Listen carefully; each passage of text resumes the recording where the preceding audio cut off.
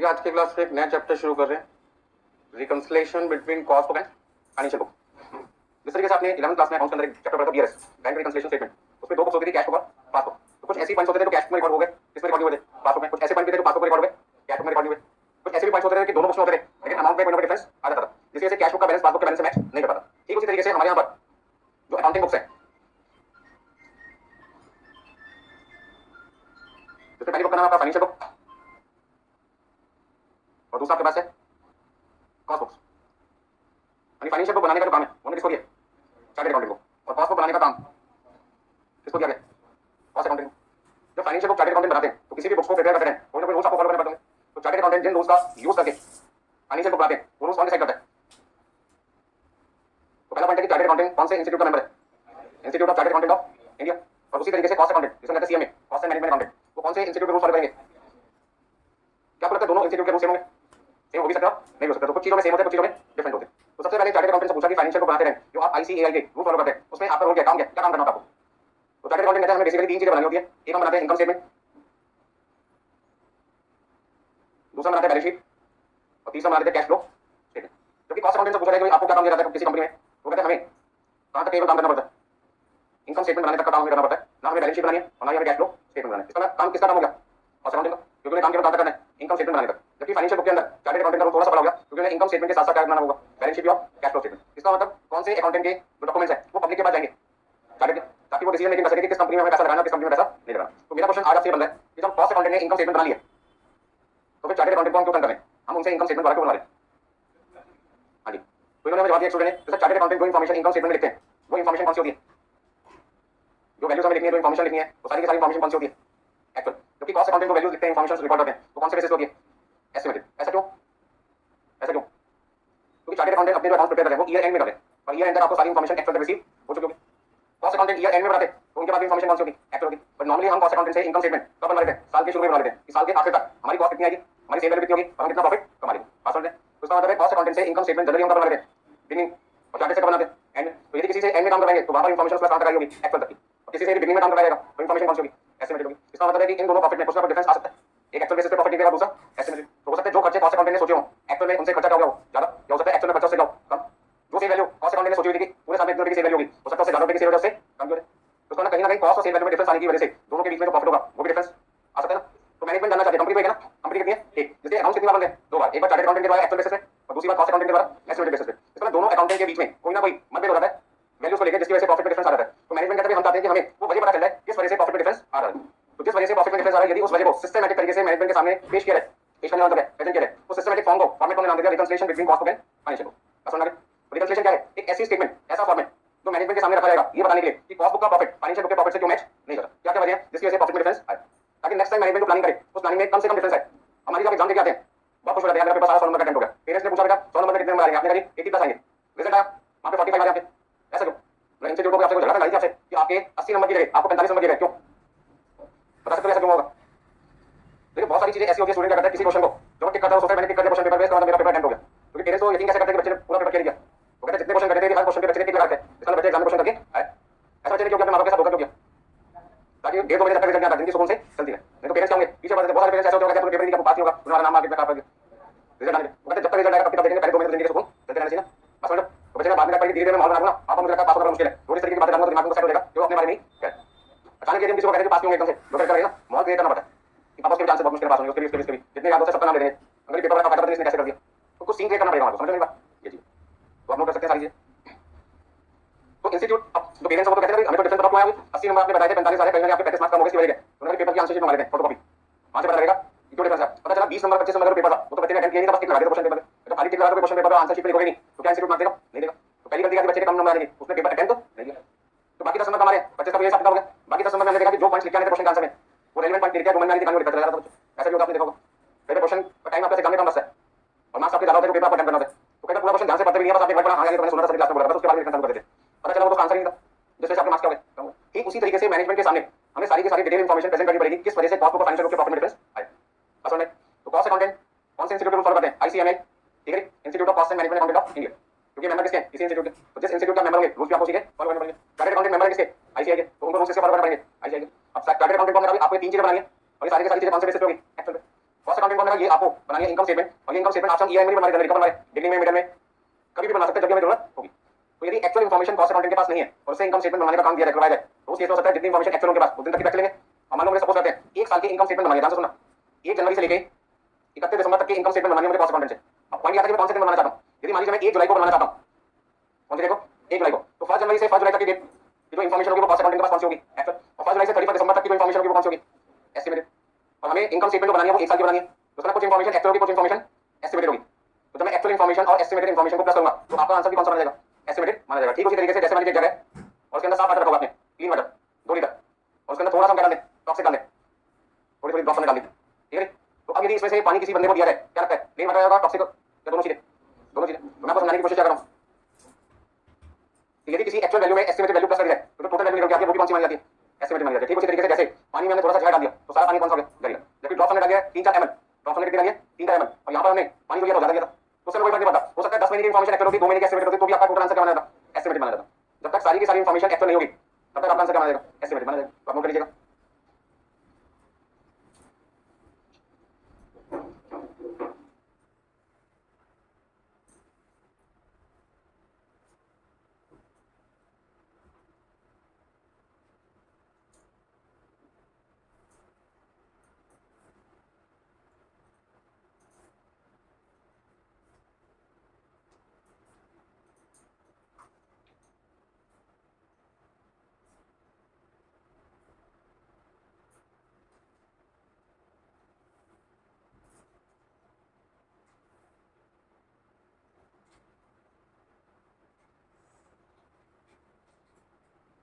Financial book और passbook के अंदर तो डिफरेंसेस हमें लेने होते हैं किसके बीच लेने? इनकम स्टेटमेंट के, क्योंकि बैलेंस शीट और कैश फ्लो स्टेटमेंट कौन नहीं बनाता? कॉस्ट अकाउंटेंट को बनाते हैं। तो जो चीजें कॉस्ट अकाउंटेंट बनाते हैं उसके बीच में तो डिफरेंस आने नहीं ना। तो पहला पॉइंट है, तो चैप्टर हमने शुरू करना है रिकंसिलिएशन बिटवीन किसके बीच में? Cost book and financial book. तुमने कौन सी दो चीजों के बीच में रिकंसाइल करना है?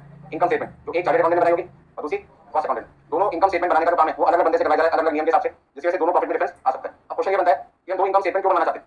एक एक्चुअल बेसिस पे ईयर में और एक एस्टिमेटेड बेसिस पे बिगिनिंग में।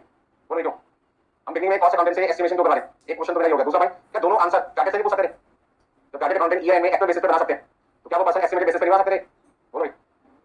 तो ये भी हो सकता है जब कॉस्ट अकाउंटेंट एस्टिमेटेड बेसिस पे बना सकते हैं तो ईयर में वो एक्चुअल बेसिस पे भी बना सकते हैं। तो हम बेकार में दो लोगों को परेशान करें, एक से तो काम करवा सकते हैं। लेकिन कोई भी काम एक ही बंदे से करवाया जाए एस्टिमेशन और एक्चुअल, तो रिलायबिलिटी विश्वास के आधार पर खत्म हो जाता है। आप ही से क्वेश्चन पेपर बनाया जाए और आप ही पेपर लगाए एग्जाम में और आप ही चेक करें, मुझे लगता है रैंक होल्डर आप ही होंगे। मेरी बात समझ रहे हो? तो रैंक होल्डर आप ही होंगे, और ऐसे में आप ही की रैंक बनी होगी, यहाँ पे 2-3 4 तो आएगा नहीं, सारे रैंक होंगे। और मान लो 10,000 बच्चे एग्जाम के तो 10,000 बच्चे होंगे, रैंक होल्डर सबके रैंक होंगे 1, क्योंकि सबने खुद ही पेपर बनाना है, खुद ही चेक करना है, खुद ही मार्क्स देने, तो सबके सामने से होंगे। तो हमें चाहिए सबके सामने से होंगे तो 99 तो होगी ना, तो रैंक 2 तो किसी की होगी नहीं। ऐसे में आपके रिजल्ट पे विश्वास कौन करेगा? कोई भी नहीं करेगा ना। खुद करोगे मैं भी रैंक 1 तू भी रैंक 1, ये कैसे पॉसिबल है? सारी रैंक 1, तो थोड़ी देर में आपको क्या मिलेगा? कहीं ना कहीं रिजल्ट गड़बड़। तो विश्वास कब होगा? पेपर बनाने का काम कोई और करे, चेक करने का काम और करे, और पेपर देने का काम कोई और करे, ठीक है। तो इसको ना आपके एग्जाम में 3 लोग इन्वॉल्व हो गए, किसी एक पर्सन ने पेपर बनाया, आपने पेपर किया, दूसरा पर्सन और तीसरे पर्सन ने पेपर किया, चेक किया, तो कितने डिफरेंट पर्सन इन्वॉल्व होंगे, रिलायबिलिटी विश्वास का आपको मैं बताता हूं। ठीक उसी तरीके से कंपनी कहते हैं जो एस्टिमेशन का काम करेगी उसी से एक्चुअल का काम करवाया जाए तो एक्चुअल इन्फॉर्मेशन निकालने की कोशिश नहीं करेंगे, वो एस्टिमेटेड को क्या बोलेंगे? एक्चुअल बोलेंगे। और ऐसे में हमें कभी भी एक्चुअल इन्फॉर्मेशन मिल नहीं पाएगी और कभी भी दो वैल्यू के बीच का डिफरेंस होता है वो पता चल नहीं पाएगा। बस समझ में आ गया? तो क्या समझ देखिए आगे। अब यहाँ पर पॉइंट क्या है, क्या क्या रीजंस है दोनों बुक्स के बीच में जो प्रॉफिट में डिफरेंस आता है उसके, क्या लगता है आपको क्या क्या रीजंस होंगे डिफरेंस आने के? बोलो भाई।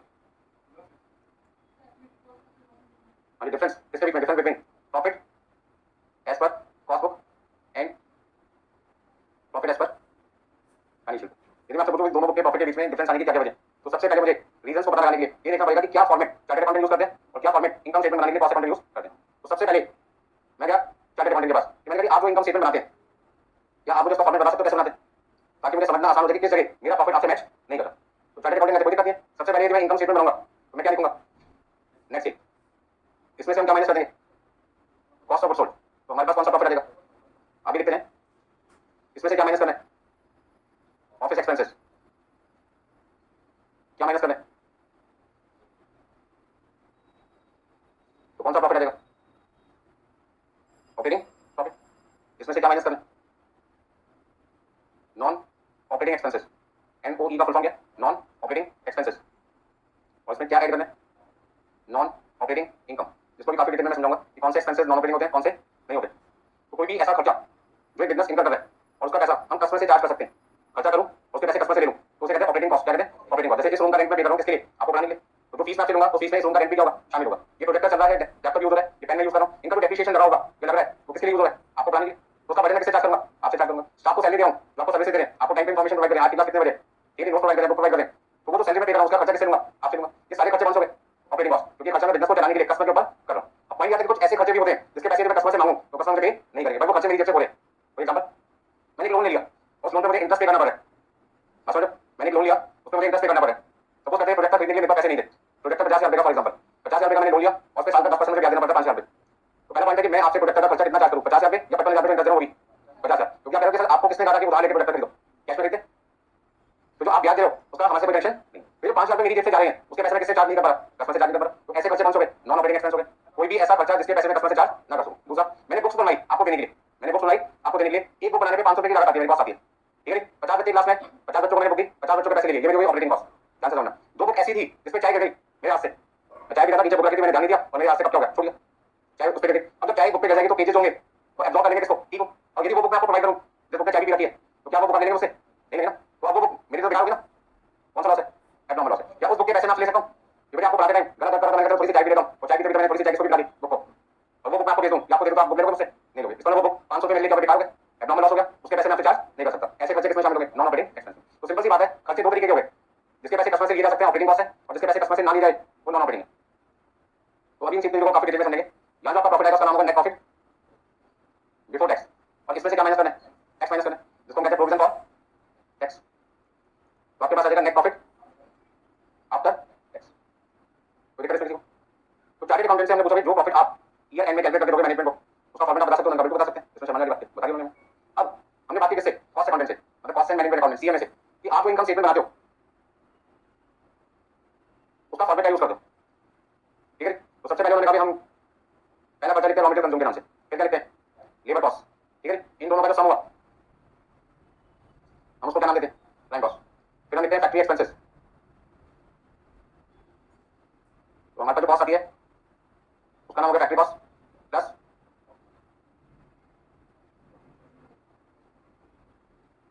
कॉस्ट ऑफ प्रोडक्शन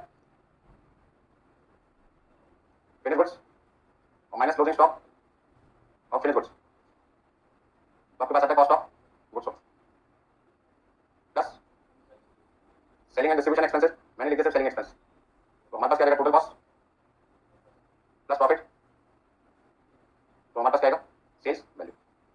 ये फॉर्मेट यूज किया जाता है किसके द्वारा, सीएमए। अब दोनों फॉर्मेट में मुझे एक चीज का डिफरेंस दिखाई दे रहा है अभी, यहाँ जो सीएमए ने प्रॉफिट निकाला है उसको मैं क्या नाम दूंगा, क्या मैं इस प्रॉफिट को नेट प्रॉफिट आफ्टर टैक्स कह सकता हूँ या नहीं कह सकता, क्या ये जो प्रॉफिट निकला है इस प्रॉफिट को नेट प्रॉफिट आफ्टर टैक्स कह सकते हैं नहीं कह सकते, नहीं कह सकते। क्या इस प्रॉफिट को नेट प्रॉफिट बिफोर टैक्स कह सकते हैं, आंसर है नहीं कह सकते, नेट प्रॉफिट बिफोर टैक्स भी नहीं कह सकते, तो क्या कह सकते हैं हम इसको कहेंगे, सुन लो क्या कहेंगे वो भी तो बताना चाहिए ना तो मैं इसे नेट प्रॉफिट बिफोर टैक्स कहूंगा ना नेट प्रॉफिट आफ्टर टैक्स कहूंगा, तो फिर बोलूंगा क्या, इसे बोलेंगे ऑपरेटिंग प्रॉफिट। कुछ सोचो कि मैंने सेल वैल्यू में से जो खर्चे माइनस किए, ध्यान से सुनना, जो सेल वैल्यू में से मैंने कॉस्ट माइनस किया, ये मेरी सेल वैल्यू है, ये मेरी कॉस्ट है, इन दोनों का डिफरेंस का प्रॉफिट है। तो इस कॉस्ट में मैंने कौन कौन से खर्चे लिए, मटेरियल लिया, लेबर, फैक्ट्री एक्सपेंसेस, ऑफिस और सेलिंग एक्सपेंस। यहाँ जो मैंने कॉस्ट ऑफ गुड्स निकाला होगा उस कॉस्ट ऑफ गुड्स में मैंने क्या लिखा होगा, raw material plus labour cost plus factory expenses plus opening stock minus closing stock. ध्यान से समझिए तो बताना चाहता हूं मैं आपको, रॉ मटेरियल कंज्यूम यहाँ भी है, यहाँ भी है, दोनों जगह रॉ मटेरियल कंज्यूम यहाँ भी है, यहाँ भी है, लेबर कॉस्ट यहाँ भी है, लेबर कॉस्ट यहाँ भी है, फैक्ट्री एक्सपेंस यहाँ भी है, फैक्ट्री एक्सपेंस यहाँ भी है, ओपनिंग स्टॉक प्लस किया, ओपनिंग स्टॉक प्लस किया, क्लोजिंग स्टॉक माइनस किया, माइनस किया, ऑफिस एक्सपेंसेस आपने रख दिया, यहाँ भी रख दिया, सेलिंग एक्सपेंसेस, सेलिंग एक्सपेंसेस, इसमें कहां तक के खर्चे माइनस किया आपने, सेल में से सेलिंग एक्सपेंस तक के जो खर्चे माइनस किए, तो यहाँ कौन सा प्रॉफिट निकाला था, उसमें ये भी कौन सा प्रॉफिट है, उसमें कॉस्ट अकाउंटेंट जो प्रॉफिट निकालते हैं कौन सा निकालते हैं ऑपरेटिंग, और चार्टर्ड अकाउंटेंट जो प्रॉफिट निकालते हैं कौन सा निकालते हैं नेट प्रॉफिट आफ्टर टैक्स। तो यदि आपसे एग्जाम में पूछे कि चार्टर्ड अकाउंटेंट के द्वारा जो प्रॉफिट निकलता है प्रॉफिट को क्या नाम देते हैं, तो नेट प्रॉफिट आफ्टर टैक्स, और कॉस्ट अकाउंटेंट के द्वारा जो प्रॉफिट निकाला जाता है वो कौन सा है ऑपरेटिंग प्रॉफिट। तो इसका मतलब है दोनों का जो प्रॉफिट है वो तो डिफरेंट आने आने, क्योंकि एक का नेट प्रॉफिट आफ्टर टैक्स और एक का ऑपरेटिंग प्रॉफिट है। तो मैनेजमेंट ने जब हमसे पूछा कि भाई दोनों इनकम स्टेटमेंट में जो प्रॉफिट का अमाउंट डिफरेंट आ रहा है उसकी वजह बता सकते हो, मैंने कहा सबसे बड़ी वजह तो ये है कि प्रॉफिट का बेस ही बराबर नहीं है, एक प्रॉफिट ऑपरेटिंग और दूसरा कौन सा है नेट प्रॉफिट आफ्टर टैक्स। तो इसका मतलब है कि रिकंसाइल करते टाइम हमें कौन कौन से पॉइंट कंसीडर करने हैं बताओ जल्दी से, ये जो रिकंसाइल करना है तो मैं क्या बोलूंगा, नॉन ऑपरेटिंग एक्सपेंसेस किसने रिकॉर्ड नहीं किए, कॉस्ट अकाउंटेंट ने नहीं किए, किसने किया चार्टर्ड ने। नॉन ऑपरेटिंग इनकम किसने रिकॉर्ड किया, चार्टर्ड ने किया, कॉस्ट अकाउंटेंट ने नहीं किया। प्रोविजन फॉर टैक्स चार्टर्ड ने रिकॉर्ड किया, कॉस्ट अकाउंटेंट ने रिकॉर्ड नहीं किया। इसका मतलब क्या हुआ कि तीन चीजें तो मुझे सामने सामने दिखाई दे रही है जिसकी वजह से कॉस्ट अकाउंटिंग का प्रॉफिट चार्टर्ड अकाउंटिंग के प्रॉफिट से डिफरेंट आएगा, और ये सारी वजह मुझे बतानी है किसको, मैनेजमेंट को। फटाफट से नोट कर लीजिए, बहुत आसान चैप्टर है और एग्जाम में आता रहता है।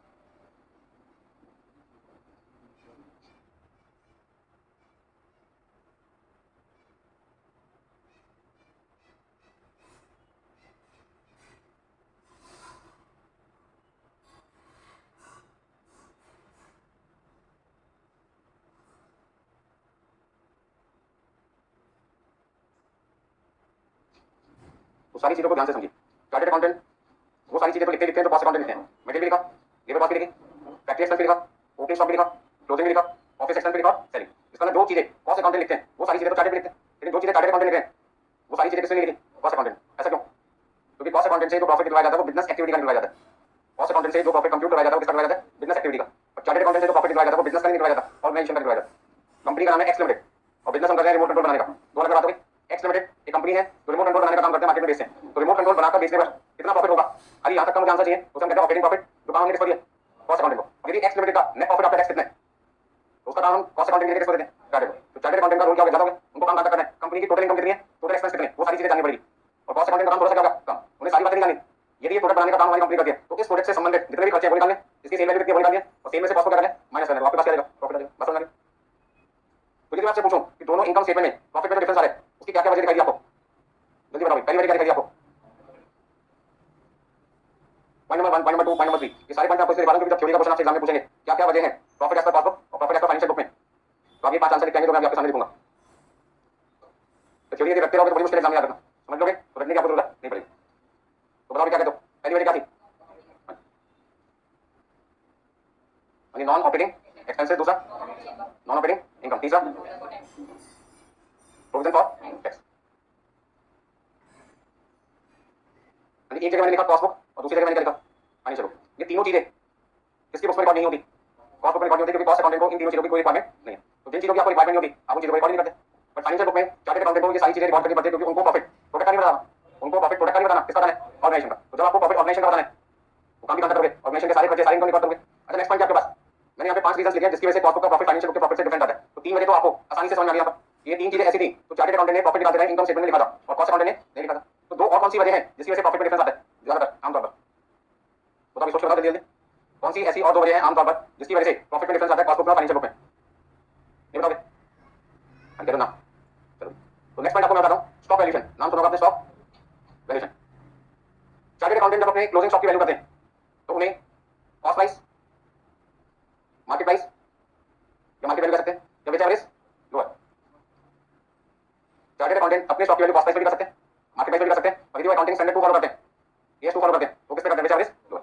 लेकिन यदि कॉस्ट अकाउंटेंट से बात की जाए तो कहते हैं हमें मार्केट में जाने की तो परमिशन ही नहीं है, हम तो मार्केट में जाते नहीं, हम तो एस्टिमेट बेसिस पे काम करते हैं। तो इसका मतलब है कॉस्ट अकाउंटेंट को जो कॉस्ट शीट बनाते हैं, इनकम स्टेटमेंट बनाते हैं अपनी, वहां पे अपने स्टॉक की वैल्यू से किस पे करते हैं? कॉस्ट प्राइस पे। इसका मतलब क्या हुआ कि स्टॉक की वैल्यू में डिफरेंस आ सकता है, स्टॉक की वैल्यू में डिफरेंस आ सकता है किसकी बुक में? कॉस्ट बुक और फाइनेंशियल में। मान लो एक छोटा सा एग्जांपल लेते हैं, क्लोजिंग स्टॉक की वैल्यू कॉस्ट बुक में 10,000 रुपए, क्योंकि कॉस्ट अकाउंटेंट ने अपने स्टॉक की वैल्यू किस पे निकाली है? कॉस्ट प्राइस पे निकाली है। कैसे निकाली? कॉस्ट ऑफ प्रोडक्शन हमारी 1 लाख रुपए, यानी कॉस्ट ऑफ प्रोडक्शन कितनी है? 1 लाख रुपए, और ये 1 लाख रुपए खर्च किए गए थे कितने में बनाने के लिए? 10,000 में बनाने के लिए किए गए थे। यानी कॉस्ट ऑफ प्रोडक्शन 1 लाख रुपए है 10,000 में बनाने के लिए। क्लोजिंग स्टॉक हमारे पास में अभी 1,000 यूनिट बची हुई है। क्लोजिंग स्टॉक हमारे पास में कितना है? 1,000 यूनिट। तो यदि मैं आपसे पूछूं 1,000 यूनिट की वैल्यू कितनी है तो कॉस्ट अकाउंटिंग क्या कहते हैं? 1 लाख रुपए का खर्चा मैंने किया था कितने में बनाने के लिए? 10,000। तो यदि आप मुझसे 1,000 यूनिट की कॉस्ट पूछोगे तो मैं 1 लाख को 10,000 से डिवाइड कर दूंगा, 1,000 से मल्टीप्लाई कर दूंगा, तो मेरी कॉस्ट कितनी आ जाएगी? 10,000 पे आ जाएगी। तो इसमें कॉस्ट अकाउंटेंट ने अपना खर्चा किस पे निकाला? मतलब स्टॉक की वैल्यू किस पे निकाली? कॉस्ट। अब मैं चार्टेड के पास में चार्टेड अकाउंटिंग कहते हैं मार्केट में इन 1,000 यूनिट की वैल्यू है, यदि ये 1,000 यूनिट में मार्केट से खरीदना होगी, खुद ना बनाई होगी 1,000 यूनिट, तो ये मुझे मार्केट में 9,000 की मिलेगी। कितनी मिलेगी? 9,000 की। तो मार्केट वैल्यू कितना हुआ? 9,000, और कॉस्ट प्राइस कितनी है? 10,000। तो फाइनेंशियल बुक में चार्टेड अकाउंटेंट कहते हैं कॉस्ट प्राइस कितनी है? 10,000, मार्केट वैल्यू कितनी है? 9,000, दोनों में से कम कितना हुआ? 9,000। तो उन्होंने अपने स्टॉक की वैल्यू कितनी लिखी? फिर क्या आपको लगता है इससे प्रॉफिट पे फर्क पड़ा होगा? यदि एक जगह स्टॉक की वैल्यू 10,000 और दूसरी जगह स्टॉक की वैल्यू 9,000 हो तो क्या आपको लगता है कि दोनों बुक की प्रॉफिट में डिफरेंस आएगा? आएगा। कैसे आएगा वो भी बता देखो। यहाँ पर मैंने क्लोजिंग स्टॉक की वैल्यू कितने रुपए कंसीडर की होगी? यहाँ पे मैंने कंसीडर की होगी 9,000 क्योंकि ये चार्टेड अकाउंटिंग की बुक्स है, और यहाँ पे मैंने क्लोजिंग स्टॉक की वैल्यू कितनी कंसीडर की होगी? तो एक जगह मैं कॉस्ट ऑफ गुड्स सोल्ड निकालते हैं, एक जगह कॉस्ट ऑफ गुड्स सोल्ड निकालते हैं, क्लोजिंग स्टॉक की वैल्यू 10,000 पे लेके चल रहा हूं, और दूसरी जगह कॉस्ट ऑफ गुड्स सोल्ड निकालते हैं कितना लेके चल रहा हूं? 9,000। तो कहीं ना कहीं कॉस्ट ऑफ गुड्स सोल्ड की वैल्यू में डिफरेंस आएगा, जिससे प्रॉफिट में भी डिफरेंस आएगा। तो प्रॉफिट में डिफरेंस आने की वजह कौन सी निकली? स्टॉक की अलग अलग वैल्यू होने की वजह से। बस समझ आ गया हमें? अच्छा आखिरी वजह क्या? आखिरी वजह क्या लगता है? थोड़ा सोचा करो, 2 मिनट में कम से बोलो तो सही, घबराते क्यों? आपका इंटरव्यू होगा, वहां पे आप चुपचाप बैठे रहेंगे तो बार-बार इंटरव्यू चलता रहेगा लाइफ में आपका। तो कोई आपसे पूछेगा बताओ, नहीं बताएंगे जा सकते हो, प्रिपेयर हो जाना। अगली बार फिर 2 महीने बाद कंपनी में फिर आपने जवाब दिया, प्रिपेयर हो जाना। बस समझ लो ना, तब तक ऐसे चलता रहेगा, जिंदगी निकल जाएगी आपकी। बोलो नेक्स्ट पॉइंट आपके पास है, ध्यान से समझिए। फैक्ट्री का खर्चा, ऑफिस एक्सपेंसेस और सेलिंग एक्सपेंसेस, ये 3 खर्चे factory, office, selling. Factory expenses, office expenses और सेलिंग एक्सपेंसेस, ये तीनों खर्चे कॉस्ट बुक और फाइनेंशियल बुक में कब लिखे गए होंगे? फाइनेंशियल बुक में सारे खर्चे हम कर देते हैं ईयर में एंड ऑफ द ईयर, और कॉस्ट बुक जनरली कब जाती है बिगिनिंग ऑफ द ईयर में। तो सर फैक्ट्री का खर्चा कितना होगा, मान लो सपोज करते हैं मुझे क्वांटिटी बनानी है 10,000 यूनिट, ध्यान से सुनना, यदि मैं ड्यूरिंग द ईयर 10,000 यूनिट बनाना चाहता हूं तो मेरा 10,000 यूनिट बनाने में फैक्ट्री का खर्चा कितना हुआ ये मुझे ईयर एंड में एक्चुअल बेसिस पर पता लगेगा। और यदि 10,000 यूनिट का खर्चा बिगिनिंग में पता लगाऊंगा तो कौन से बेसिस पर आंसर दूंगा। अच्छा एक छोटा सा एग्जांपल का आंसर देना, मान लीजिए आपका एग्जाम है तो सपोज करते हैं 2 बजे शुरू होता है, कितने बजे खत्म होता है 5 बजे, आप 2 बजे आपको पेपर दिया गया और उसी वक्त मैंने आपसे पूछा कितने मार्क्स आए आपके, ठीक है तो क्या आंसर होगा, सर अभी तो पेपर शुरू भी नहीं किया तो मैं आपको एक्चुअल नहीं बता सकता, कौन सा बता सकता हूं एस्टिमेटेड। इसका बिगिनिंग में आंसर पूछा जाएगा तो कौन सा मिलेगा एस्टिमेटेड। और यदि मैं 5 बजे आपसे पूछूंगा कितना पेपर आपने कर दिया, दो बात हो गई ना, यदि मैं 2 बजे आपसे पूछूं कितना पेपर कर दिया तो जवाब दे नहीं सकते, 2 बजे तो करोगे 70 तो कर लेंगे, 80 तो कर लेंगे, 100 तो कर लेंगे, दो मैंने बोल दिया ठीक। तो 5 बजे मैं आपके पास दोबारा मैंने आपसे उस वक्त मैंने जब आपसे आंसर शीट छीन ली क्योंकि मैंने तो नहीं पता होता तो मैंने आपसे छीन ली, छीनते टाइम मैंने आपको कितना पेपर हो गया तब आपने एग्जैक्ट मुझे बताया इतने नंबर का पेपर मैंने कर लिया। तो उसका एंड में जो इंफॉर्मेशन मिलती है जनरली कौन सी होती है एक्चुअल, और बिगिनिंग में इंफॉर्मेशन कौन सी होती है एस्टिमेटेड। तो कॉस्ट अकाउंटेंट है कि तीनों खर्चे कौन से बेसिस पे निकालेंगे एस्टिमेटेड बेसिस पे निकालोगे। तो ये खर्चे एस्टिमेटेड वैल्यू में और ये खर्चे एक्चुअल वैल्यू में, तो कहीं ना कहीं एक्चुअल और एस्टिमेटेड कॉस्ट होती है नॉट इक्वल होती है। तो कहीं ना कहीं प्रॉफिट में एक जगह एस्टिमेटेड कॉस्ट और दूसरी जगह एक्चुअल कॉस्ट लिखने की वजह से भी प्रॉफिट में क्या होगा डिफरेंस आएगा। तो प्रॉफिट में डिफरेंस आने की नेक्स्ट वजह क्या होगी। अच्छा इन खर्चों को हम कहते हैं फैक्ट्री एक्सपेंसेस, ऑफिस एक्सपेंसेस और सेलिंग एक्सपेंसेस का हमारा जो नाम होता है हम उसे कहते हैं ओवरहेड कॉस्ट। इतना ओवरहेड का खर्चा, ओवरहेड का खर्चा, ओवरहेड कॉस्ट, कॉस्ट बुक में कौन सी होती है एस्टिमेटेड और फाइनेंशियल बुक में यहां लिख दिया एस्टिमेटेड और यहां पे आपने लिख दिया। तो क्या क्या वजह है जिसकी वजह से प्रॉफिट में डिफरेंस आता है बता सकते हो।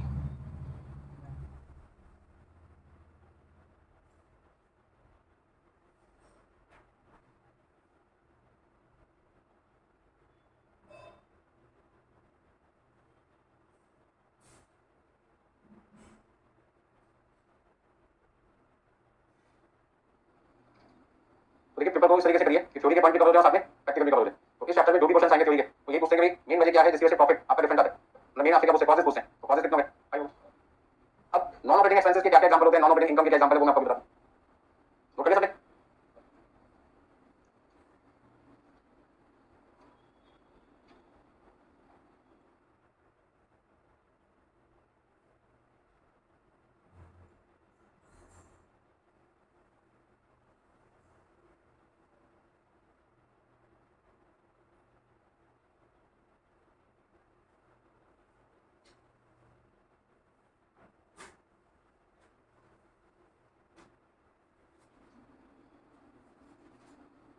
तो देखिए आज हमने यहाँ से चैप्टर शुरू करना ये था अकाउंटिंग बुक्स को दो पार्ट में डिवाइड करते, फाइनेंशियल दूसरा कौन सा था कॉस्ट बुक। तो फाइनेंशियल को बनाने की जिम्मेदारी हमने दी थी चार्टेड को और कॉस्ट बुक बनाने की जिम्मेदारी किसकी कॉस्ट अकाउंटेंट मतलब सीए में।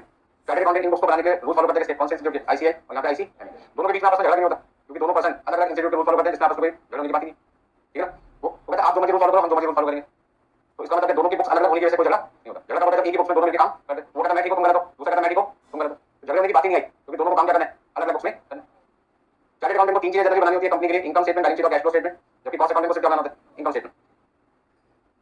फिर हमने क्या लिखा चार्टेड अकाउंटेंट में इनकम स्टेटमेंट बनाते हैं उसके अंदर non operating expense, non operating income और प्रोविजन फॉर टैक्स लिखा करते हैं क्योंकि उनको जो प्रॉफिट निकाल के देना है कंपनी को कौन सा देना है नेट प्रॉफिट आफ्टर टैक्स, जबकि कॉस्ट अकाउंटेंट कौन सा प्रॉफिट निकाल के देते हैं ऑपरेटिंग प्रॉफिट, ठीक है। तो ये लिखने की कुछ लिस्ट की वैसे कोई जरूरत नहीं है। नेक्स्ट पॉइंट लिखिए नॉन ऑपरेटिंग एक्सपेंसेस में कौन कौन सी चीजें आती हैं, इंटरेस्ट ऑन लोन और डिबेंचर। यदि आपने पैसा उधार लिया या डिबेंचर इशू कर दिए तो दोनों केस में आपको इंटरेस्ट पे करना पड़ता है, जिसके पैसे में किसी नहीं ले सकता कस्टमर से। कस्टमर कहता है जो सामान आपने मुझे बेचा मतलब गुड्स बेच रहे हो या सर्विसेज मुझे दे रहे हो उसके लिए आपका पैसा लगा उसके पैसे मुझसे लो। यदि गुड्स बनाने में या सर्विसेज देने में आपका पैसा खर्च नहीं हो रहा तो प्लीज आप उसके पैसे मुझसे चार्ज मत करो। समझ में आ गया। Loss on sale of asset, किसी एसेट को बेचने पर आपको नुकसान हो गया तो मैं उसके पैसे किससे चार्ज नहीं कर सकता कस्टमर से नहीं कर सकता। Preliminary expenses, underwriting commission, high legal charges, इनको हम कहते हैं मिसलेनियस एक्सपेंडिचर, जिसके पैसे हमारी जेब से तो जाते हैं पर हम कस्टमर से चार्ज नहीं कर सकते। अंडरराइटिंग कमीशन का मतलब क्या हुआ, अंडरराइटर को हमने कमीशन दी, अंडरराइटर कौन है जो हमें गारंटी दे रहे हैं कि वो हमारे शेयर्स और डिबेंचर्स दिखा देंगे और नहीं दिखे तो खरीदेंगे। तो उस एश्योरेंस के बदले में हमें उनकी सर्विस की कमीशन देनी पड़ती है जिसको कहते हैं अंडरराइटिंग कमीशन, जिसके पैसे में किससे नहीं ले सकता कस्टमर से नहीं ले सकता। Intangible assets right of, point number 4 में इंटेंजिबल एसेट्स राइट ऑफ जैसे गुडविल रिटर्न ऑफ हो गया, पेटेंट रिटर्न ऑफ हो गया, ये सारी चीजें। पेनल्टी और फाइन, सपोज करते हैं हमारे ट्रक रॉ मटेरियल को सप्लायर से हमारी फैक्ट्री में लेके आ रहा था, मेरी बात को ध्यान से सुनना, ट्रक में रॉ मटेरियल को लेके आ रहे कहां से कहां तक सप्लायर जिसने मटेरियल खरीदा कहां पे लेके आ रहे फैक्ट्री में, तो उस ट्रक का जो किराया होगा वो तो मैं कस्टमर से ले सकता हूं क्योंकि उस मटेरियल को लाने का किराया किसके लिए दे रहा है कस्टमर के लिए दे रहा है क्योंकि जब तक वो मटेरियल फैक्ट्री में नहीं आएगा मशीन से कुछ बनेगा नहीं और किसको नहीं मिलेगा कस्टमर को नहीं मिलेगा। तो किराया देना जरूरी है गुड्स बनाने के लिए। लेकिन यदि मेरा truck driver red light jump कर देता है और ऐसे में 500 रुपए का फाइन होता है 5000 का फाइन होता है तो क्या उस फाइन के पैसे में कस्टमर से ले सकता हूं। तो कस्टमर ने थोड़ी कहा कि ट्रक में जब मटेरियल को लेके आएंगे तो सारी रेड लाइट को जंप कर देना और फाइन के पैसे से ले लेना, ऐसा तो कोई नहीं। उसका ये जो लॉस होगा पेनल्टी या फाइन उसके पैसे हम किससे नहीं ले सकते कस्टमर से नहीं ले सकते। इसका मतलब आपके हो गया non operating expenses. Provision for doubtful debt, cost accounting कहते हैं हम कभी भी ऐसे कस्टमर को बेचेंगे नहीं जो हमारा पैसा नहीं देगा, बट चार्टेड अकाउंटिंग कहते हैं बेच से टाइम हमें भी नहीं पता था कि वो बाद में पैसे नहीं देंगे। तो तो कॉस्ट अकाउंटिंग में कहते हैं सारे कस्टमर हमेशा गुड होते हैं, चार्टेड क्या होता है बेस से टाइम तो हम भी गुड मान लेते, बाद में पता चला इसमें से कुछ क्या है बैड। बस समझो, जब किसी कस्टमर को बेचा जाता है तो हम क्या सोच के बेचते हैं कि वो हमारे पैसे टाइम पर देगा, बाद में पता चलता है कुछ टाइम पे नहीं दे पाए, मजबूरी उनकी पैसे नहीं है, जॉब चली गई किसी भी वजह से, या उनकी इच्छा नहीं है या वो देना नहीं चाहते, कोई भी वजह हो सकती है जिसकी वजह से हमारे पैसे डूब सकते हैं। तो कौन प्रोविजन बनाता है चार्टेड अकाउंटेंट, और कौन नहीं बनाता कॉस्ट अकाउंटेंट। कॉस्ट कहते हैं हमारी लाइफ में शक की तो कोई गुंजाइश ही नहीं, हम तो उसी कस्टमर को देंगे सामान जो हमें 100% करेगा पैसा, सोच रहे हो तो सोचता नहीं कभी कि ये पर्सन पैसे नहीं देगा। अब आप उससे पढ़ लो, क्या सोचिए पढ़ लो, पास होने के लिए पास होने कोई ऐसा बंदा है जो यहाँ पे रोज क्लास में आता है सोचते कि सबसे पहले फेल कोई भी नहीं, कॉस्ट अकाउंटेंट है ना, पॉजिटिव सोचते चलते हैं, तो बाद में पता चलेगा जब रिजल्ट आएगा कितने पास कितने फेल है। मैं तो पूरा एफर्ट कर रहा हूँ, तो आप भी पूरा एफर्ट कर रहे हैं, तो अभी हमारी थिंकिंग कॉस्ट अकाउंटेंट के साथ चल रही है, जितने बच्चे पेपर में जाएंगे सारे पास होंगे। अब वो तो रिजल्ट एक्चुअल आएगा पता चलेगा किसी सब्जेक्ट में पास हो गए एग्रीगेट नहीं बना, पेपर एग्रीगेट बन जाता है 2 नंबर का, पर किसी एक सब्जेक्ट में 2 नंबर कम रह जाते हैं, तो वो बात की बात है। तो चार्टेड अकाउंटेंट प्रोविजन भी रखते हैं, कॉस्ट अकाउंटेंट प्रोविजन की कोई गुंजाइश नहीं रखते। एक जगह मैंने लिखा non operating income, non operating income का मतलब क्या है, ऐसी कोई भी कमाई, कोई भी इनकम, कोई भी रिसीव तो कंपनी में तो आ रही है, पर उस पैसे को लेते हैं उसका कनेक्शन कस्टमर से नहीं, हमारे कस्टमर से कोई कनेक्शन नहीं। सपोज करते हैं मैं एक इंस्टीट्यूट चला रहा हूं, आपको पढ़ा रहा हूं, इतने सारे स्टूडेंट बैठे हुए हैं, उनसे जो मुझे पैसे मिल रहे हैं वो मेरी बिजनेस की इनकम है, पर उसके अलावा मैंने कोई प्रॉपर्टी किराए पे रखी है, तो क्या वो किराया मैं अपने स्टूडेंट से ले रहा हूं, नहीं ना, तो वो जो मुझे किराया मिल रहा है वो मेरी कौन सी इनकम होगी, नॉन ऑपरेटिंग इनकम होगी। मैंने किसी कंपनी के शेयर्स खरीद रखे हैं, वहां से मुझे डिविडेंड मिल रहा है हर साल, तो क्या वो डिविडेंड मुझे मेरे कस्टमर दे रहे हैं, नहीं, कौन सी इनकम होगी, नॉन ऑपरेटिंग। इसी तरीके से मैंने किसी को पैसा उधार दिया है, बदले में मुझे सजा मिल रहा है, इंटरेस्ट मिल रहा है, तो क्या वो इंटरेस्ट अपने कस्टमर से ले रहा हूं, नहीं, कस्टमर वाले जिनको मैंने सर्विस दिया है, बेचा, उनसे तो पैसे नहीं मिल रहे मुझे, कोई असेट मैंने मार्केट में बेचा, उसे प्रॉफिट में बेचना पड़ा, मुझे फायदा हो गया, तो वो प्रॉफिट मुझे कस्टमर से थोड़ी मिल रहा है। Transfer fee receive, transfer fee receive का मतलब क्या होता है, मान लीजिए कंपनी है एक्स लिमिटेड, ठीक है, और इस कंपनी के शेयर्स किसने खरीद रखे थे, राम ने, सपोज करते हैं 500 शेयर्स किसने परचेज करके थे, राम ने। अब राम ने अपने शेयर्स किसको दे दिए, हरि को, राम ने अपने शेयर्स किसको सेल कर दिए, हरि को, तो हरि गया किसके पास, एक्स लिमिटेड के पास, कि आपने जो शेयर होल्डर की लिस्ट में राम का नाम लिखा था 500 शेयर्स का, उसमें राम का नाम हटा दीजिए और मेरा नाम लिख दीजिए। तो आप किसी प्रॉपर्टी को खरीदते तो कोर्ट में जाते नहीं जाते, सेल डीड एग्रीमेंट होता नहीं होता, वो क्यों एग्रीमेंट, क्योंकि आप खरीद रहे हो और बेचने वाला बेच रहा है, तो बेचने वाले को पैसे मिलते हैं, खरीदा पैसे देता है। मान लो मैं पैसे भी दे दूं, बाद में पता चला मैं मकान मालिक भी हूं, तो मेरा नुकसान हो जाएगा, पैसे भी चलेगा, जमीन भी चलेगी, तो ऐसा मेरे साथ ना करे सेलर, उसके लिए मुझे कहां जाना पड़ेगा, कोर्ट में जाना पड़ेगा, जहां पे एग्रीमेंट होगा दोनों पार्टी सामने खड़े होकर विटनेस वाला भी बंदा होगा, आज मेरे सामने डीलिंग हुई है, समझ आ रही बात है। तो उसी तरीके से राम ने अपने 500 शेयर हरि को बेचे, हरि ने खरीदे, हरि ने पैसे दे दिए राम को। अब ऐसे में हरि का किसके पास गया, एक्स लिमिटेड, यहाँ पे काम करो, शेयर होल्डर की लिस्ट में जो नाम आपने राम का लिखा था उसका नाम हटा के किसका नाम लिखो, हरि का, तो एक्स लिमिटेड कहते हैं काम हम कर देंगे, और उसके क्या लगेंगे, चार्जेस लगेंगे, तो चार्जेस क्या कहते हैं, ट्रांसफर फी, क्या कहते हैं ट्रांसफर फी, तो वो ट्रांसफर फी कौन पे कर रहा है, हरि पे करेगा। जैसे मकान खरीदते टाइम मकान के कागज का जो भी खर्चा होता है वो कौन करता है, बाय करता है। आगे भी इस ऑफिस को मैं परचेज करता हूं, तो इस ऑफिस को खरीदने के टाइम पे जो भी कागज का खर्चा आएगा, जो भी पेपर वर्क की कॉस्ट आएगी, वो सारी किसको पे करनी पड़ेगी, बाय को मुझे। ठीक उसी तरीके से एक्स लिमिटेड हरि से कहता है आप चाहते हो कि राम की जगह आपका नाम लिख दे रहे हैं शेयर होल्डर की लिस्ट में, तो हम लिख देंगे, क्योंकि आपका एविडेंस है राम ने साइन करके दिया कि मैंने अपने शेयर किसको बेच दिए, हरि को, तो वो एविडेंस हरि किसके पास लेके जाएगा, एक्स लिमिटेड, और एक्स लिमिटेड कहता है कि 400 रुपए का खर्चा आएगा, 500 रुपए का खर्चा आएगा, 1000 रुपए का खर्चा आएगा, और हम आपका राम की जगह नाम किसका लिख देंगे, शेयर होल्डर की लिस्ट में, हरि का। तो ये हरि जब एक्स लिमिटेड को 1000 रुपए देगा तो हरि के लिए एक्सपेंस है, और एक्स लिमिटेड के लिए क्या इनकम होगी ना। बट क्या ये एक्स लिमिटेड ने अपनी इनकम अपने कस्टमर से लिए, सोच के बताओ, क्या एक्स लिमिटेड को जो 1000 रुपए रिसीव हुए हरि से उसके कस्टमर है, नहीं, वो शेयर होल्डर है, इसका मतलब एक्स लिमिटेड को 1000 रुपए की इनकम तो हुई है, रिसीव तो है, लेकिन वो नॉन ऑपरेटिंग इनकम है। आप समझ रहे। तो पहला पॉइंट है कि मैं तो रिकंसाइल कर रहा हूं, जो चैप्टर पढ़ रहा हूं, reconciliation between cost and financial, वो किसके लिए पढ़ रहा हूं, किसी कंपनी के लिए, ना कि किसी पर्सन के लिए, क्योंकि कंपनी के दो अकाउंट बनने हैं। अभी जरूरी थोड़ी कोई बिजनेस कर रहा हूं, अभी हो सकता है कौन इन्वेस्टर जिसने शेयर खरीद रखे हैं, बस समझ लो, नोट करिए सबने।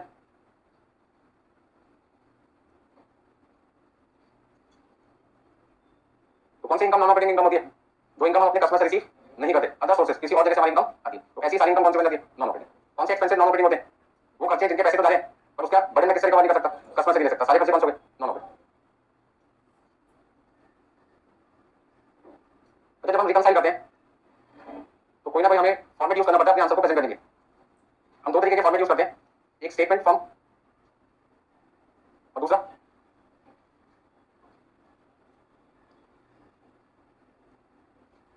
ठीक है। इतना स्टेटमेंट फॉर्म का मतलब है कि जो भी हम रिकंसाइल करेंगे उसका फॉर्मेट कौन सा होगा, स्टेटमेंट, हम उसको नाम करेंगे।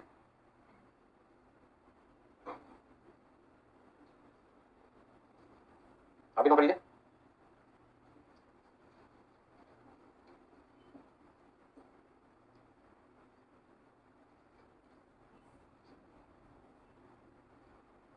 हमारा सब्जेक्ट है कॉस्ट अकाउंटिंग, हम बेस किसको लेकर चलते हैं, जैसे बीआरएस आपने जब 11वीं क्लास में सीखा था, फाउंडेशन में किया होगा आपने, तो वहां पे आपने दो स्टार्टिंग पॉइंट होते हैं, या तो पासबुक को बेस लेकर चलते हैं या फिर कैश फ्लो। यहां पर भी कितने बेस हैं, दो हैं, या तो आप कॉस्ट को ले सकते हैं या फिर फाइनेंशियल को ले सकते हैं। तो प्रॉफिट एज पर हम जनरली बेस किसको लेकर चलते हैं, कॉस्ट को। आप किसी को भी बेस ले सकते हैं, आपकी मर्जी। तो आपका आंसर किस पे खत्म होना चाहिए,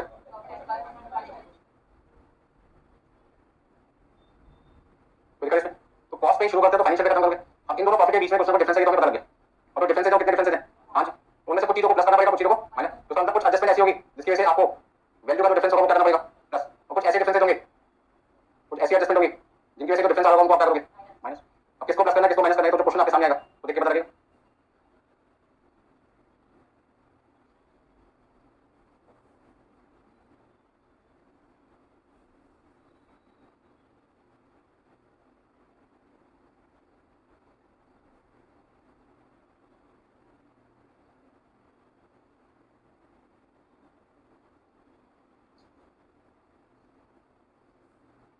बात बताइए, रिकंसिलिएशन अकाउंट से पहले मैंने एक वर्ड यूज किया मेमोरेंडम। आप बता सकते हैं कि किसी अकाउंट से पहले मेमोरेंडम वर्ड कब लगाया जाता है? जब कोई अकाउंट ना कॉस्ट बुक में कॉस्ट अकाउंटेंट बनाने के लिए तैयार है, ना फाइनेंशियल बुक में चार्टर्ड अकाउंटेंट बनाने के लिए तैयार है। मतलब कोई भी ऐसा अकाउंट जो कॉस्ट अकाउंटेंट कॉस्ट बुक में और चार्टर्ड अकाउंटेंट फाइनेंशियल बुक में बनाने को तैयार ना हो। मतलब एक अकाउंट है जो मैंने कॉस्ट अकाउंटेंट से रिक्वेस्ट की कि क्या आप इस अकाउंट को अपनी बुक्स में बनाओगे, उसने मना कर दिया। फिर मैंने कहा चार्टर्ड से रिक्वेस्ट की भाई साहब आपको मेरी बात सुनो, आप बना, उसने भी मना कर दिया। तो जब दोनों अकाउंटेंट अकाउंट बनाने के लिए मना कर देंगे तो ऐसे में मुझे क्या करना पड़ेगा? रफ पेपर लेना पड़ेगा, क्या लेना पड़ेगा? एक रफ पेपर लेना पड़ेगा और उस पेपर पे अकाउंट बनाना पड़ेगा। तो जब कोई अकाउंट रफ पेपर पे बनाया जाता है, कौन सा टर्म लिखना पड़ता है? मेमोरेंडम। तो देखने वाले को समझ में आ गया कि मेमोरेंडम में लिखा है इसका ना तो कॉस्ट अकाउंटेंट ने कॉस्ट बुक में बनाया अकाउंट और ना ही अकाउंट किसने बनाया, चार्टर्ड ने बनाया फाइनेंशियल बुक में। इसका मतलब क्यों ऐसा हुआ कि दोनों बनाने को तैयार नहीं है? यदि मेरा क्वेश्चन आपसे ये हो कि दोनों अकाउंटेंट क्यों नहीं बनाना चाहते अपनी बुक्स में, तो दोनों कहते हैं हमने कोई गलती की नहीं है। तो जब हमने कोई गलती की नहीं है तो हम गलती मानेंगे। घर में मान लीजिए कोई 5 का ग्लास था और दो भाई खेल रहे थे आपस में और ग्लास टूट गया, तो पेरेंट्स कहते किसने तोड़ा? छोटा ना बड़े भाई का नाम लेकर बड़ा तोड़े। दोनों कबूल नहीं करते कि हमने नुकसान किया। ऐसे यहाँ पर तो चार्टर्ड अकाउंटेंट कहते मेरी कोई गलती नहीं, मैंने तो सारी इन्फॉर्मेशन कौन सी लिखी है, एक्चुअली लिखी है। कॉस्ट अकाउंटेंट कहते मेरी कोई गलती नहीं, मैंने सारा आंसर एस्टिमेटेड बेसिस पे लिखा साल के शुरू में, तो जैसा मुझसे कहा गया वैसे मैंने कर दिया। अब कोई भी यदि अपनी एरर ना माने तो ऐसे में मुझे सारा काम करना पड़ेगा रफ पेपर। लेकिन पॉइंट है कि गलती किसकी मानी जाती है लास्ट में? एक्चुअल इन्फॉर्मेशन किसकी थी? सीए की थी। तो आंसर सही माना जाएगा और जिसका आंसर एस्टिमेटेड पे था वो माने ना माने गलती तो उसी की है ना। तो अभी हमने क्या किया, यदि कोई भी अपनी गलती नहीं मान रहा तो फिर मुझे उन गलतियों को अलग से रफ पेपर पे दिखाना पड़ेगा और यदि वो रफ पेपर अकाउंट फॉर्म में बन रहा है तो उसका नाम रखना पड़ेगा मेमोरेंडम रिकंसिलिएशन। बस समझ में आ गया सबको? तो मेमोरेंडम रिकंसिलिएशन अकाउंट में मुझे बात बताइए, कोई भी चीज यदि मैं क्रेडिट साइड पे लिखूंगा तो इससे मेरा प्रॉफिट क्या होगा? बढ़ेगा। जैसे अब यदि आपको याद होगा पीएनएल अकाउंट बनाते हैं, प्रॉफिट एंड लॉस अकाउंट बनाते हैं, तो क्रेडिट साइड पे जो भी चीज आती है उससे आपका प्रॉफिट क्या होता है और जो भी चीज डेबिट साइड पे आती है उससे आपका लास्ट में नेट प्रॉफिट क्या होता है। ठीक वही कॉन्सेप्ट यहां पे यूज करना है। क्रेडिट साइड पे आप कुछ भी लिखते हैं तो यहां जो आपकी एडजस्टमेंट आएंगे क्रेडिट साइड पे, जो भी एडजस्टमेंट क्रेडिट साइड पे लिखोगे उससे आपका प्रॉफिट क्या बढ़ेगा और जो भी एडजस्टमेंट डेबिट साइड पे लिखोगे उससे आपका प्रॉफिट क्या होगा? कम होगा। अब मेरा क्वेश्चन आपसे क्या बनता है, कौन सी चीजें डेबिट जाएगी, कौन सी चीजें क्रेडिट जाएगी, ये आपको बताना है। बैलेंसिंग नोट कर लीजिए।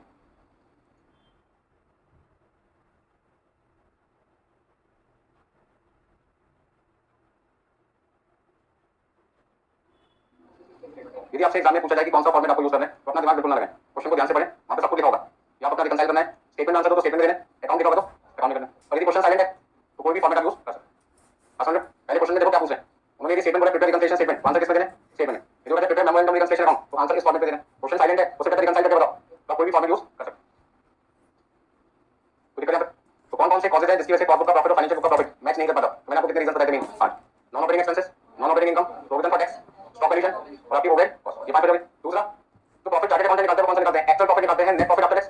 और कॉस्ट अकाउंटेंट प्रॉफिट निकालते हैं वो निकालते हैं एस्टिमेटेड ऑपरेटिंग प्रॉफिट। तो ये बात आपको क्यों बोल रहा हूं बार-बार, तो जब आपके एग्जाम में कोई थ्योरी का क्वेश्चन पूछते हैं और वो आपसे पूछे भी कॉस्ट अकाउंटेंट कौन सा प्रॉफिट शो करते हैं, net profit before tax, net profit after tax, operating profit, none of the above, तो आप आंसर ऑफ ऑपरेटिंग। और चार्टर्ड अकाउंटेंट कौन सा प्रॉफिट बताते हैं? तो नेट प्रॉफिट आफ्टर टैक्स बताते हैं। बस समझ में आ गया? तो एमसीक्यू बन जाता है यहां पर, नोट कर लिया सबने। एक एग्जांपल आपके सामने मैं लेके आऊं, एग्जांपल नंबर 1, कॉस्ट बुक और फाइनेंशियल बुक, ये दो बुक्स हैं जिसकी इन्फॉर्मेशन आपको इस तरीके से एग्जाम में मिलेगी। ठीक है, प्रॉफिट कॉस्ट बुक का कितना देखा आपको? 1 लाख। फैक्ट्री एक्सपेंस कितने? 30,000। एडमिनिस्ट्रेटिव एक्सपेंस कितना आपके पास में? 28,000। सेलिंग कितने? 34,000। ओपनिंग स्टॉक 15,000, क्लोजिंग स्टॉक कितने? 18। और ये सारी इन्फॉर्मेशन किसमें नहीं है? कॉस्ट बुक में। ये सारी इन्फॉर्मेशन किसमें मिल रही है आपको? फाइनेंशियल। तो फटाफट से पहले आप क्वेश्चन नोट कीजिए, फिर इसके बाद एग्जाम में इसको प्रेजेंट कैसे करना है वो बताना है। तो मैंने आपसे कहा था क्वेश्चन में कौन सा फॉर्मेट यूज करना है वो पता चल गया, प्रिपेयर रिकंसिलिएशन स्टेटमेंट। तो मुझे आंसर कौन सी फॉर्म में देना है? स्टेटमेंट फॉर्म में। स्टेटमेंट फॉर्म का मतलब कुछ चीजें प्लस करनी है, कुछ चीजें माइनस करनी है। नोट कर लीजिए जल्दी से।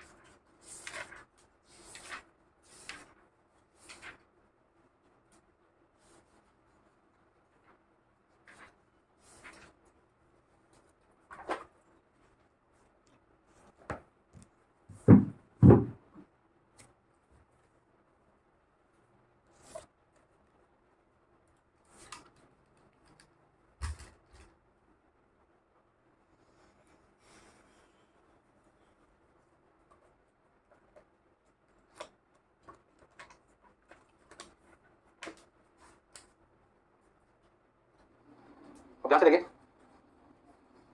कॉस्ट बुक का प्रॉफिट आपको दिया हुआ है, फाइनेंशियल का नहीं दिया, तो उसका आपको तो स्टार्ट करना पड़ेगा, कहां से करना पड़ेगा, कॉस्ट बुक से करना पड़ेगा। दूसरा, कुछ चीजें कॉस्ट बुक और फाइनेंशियल बुक में दोनों में करके, कुछ चीजें ऐसी तो कॉस्ट बुक में नहीं है और किसमें, फाइनेंशियल। तो पहला पॉइंट है loss on sale of asset, तो क्या नाम दोगे, नॉन ऑपरेटिंग एक्सपेंस। तो उसका loss on sale of asset आप लिख दोगे नॉन ऑपरेटिंग एक्सपेंसेस, इसलिए expenditure, interest paid, provision for tax. तो उसका नॉन ऑपरेटिंग एक्सपेंसेस का यदि मैं आपसे पूछूं टोटल कितना है, कितनी बार लिखने की क्या जरूरत है मुझे, नॉन ऑपरेटिंग एक्सपेंसेस का टोटल मेरे पास कितना आ जाएगा, 40। तो 42,000 रुपीज ये ऐसा खर्चा है जो कॉस्ट बुक में रिकॉर्ड नहीं है और फाइनेंशियल बुक में रिकॉर्ड है। यदि कॉस्ट बुक में खर्चा नहीं है और फाइनेंशियल बुक में है तो कहीं ना कहीं प्रॉफिट में डिफरेंस आया होगा, कितने रुपए का, 11,000। अच्छा ये बताइए, रेंट रिसीव 8,000 और डिविडेंड रिसीव 3,000, मिलाकर कितने हो गए, 11,000। 42,000 क्या है, नॉन ऑपरेटिंग एक्सपेंस है और 11,000 आपके लिए non operating income. Cost book में रिकॉर्ड नहीं है और फाइनेंशियल बुक में आपने रिकॉर्ड कर, ठीक है। अब सबसे पहले पॉइंट है हमें रिकंसाइल करना है और आंसर किस फॉर्म में देना है, स्टेटमेंट फॉर्म में। तो सॉल्यूशन में हमने सबसे पहले क्या लिखना है, रिकंसिलिएशन स्टेटमेंट।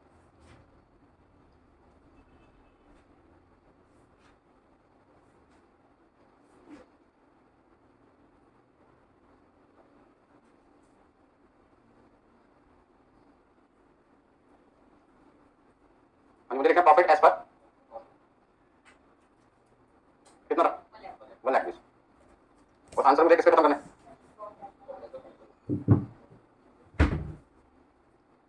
तो कॉस्ट बुक से स्टार्टिंग करके एंडिंग मुझे करनी है फाइनल बुक पे। इसमें मुझे कुछ चीजें प्लस करनी है, कुछ चीजें माइनस करनी है, इनको प्लस करना है, इनको माइनस करना है, चीजें मुझे ढूंढनी पड़ेगी, ठीक है।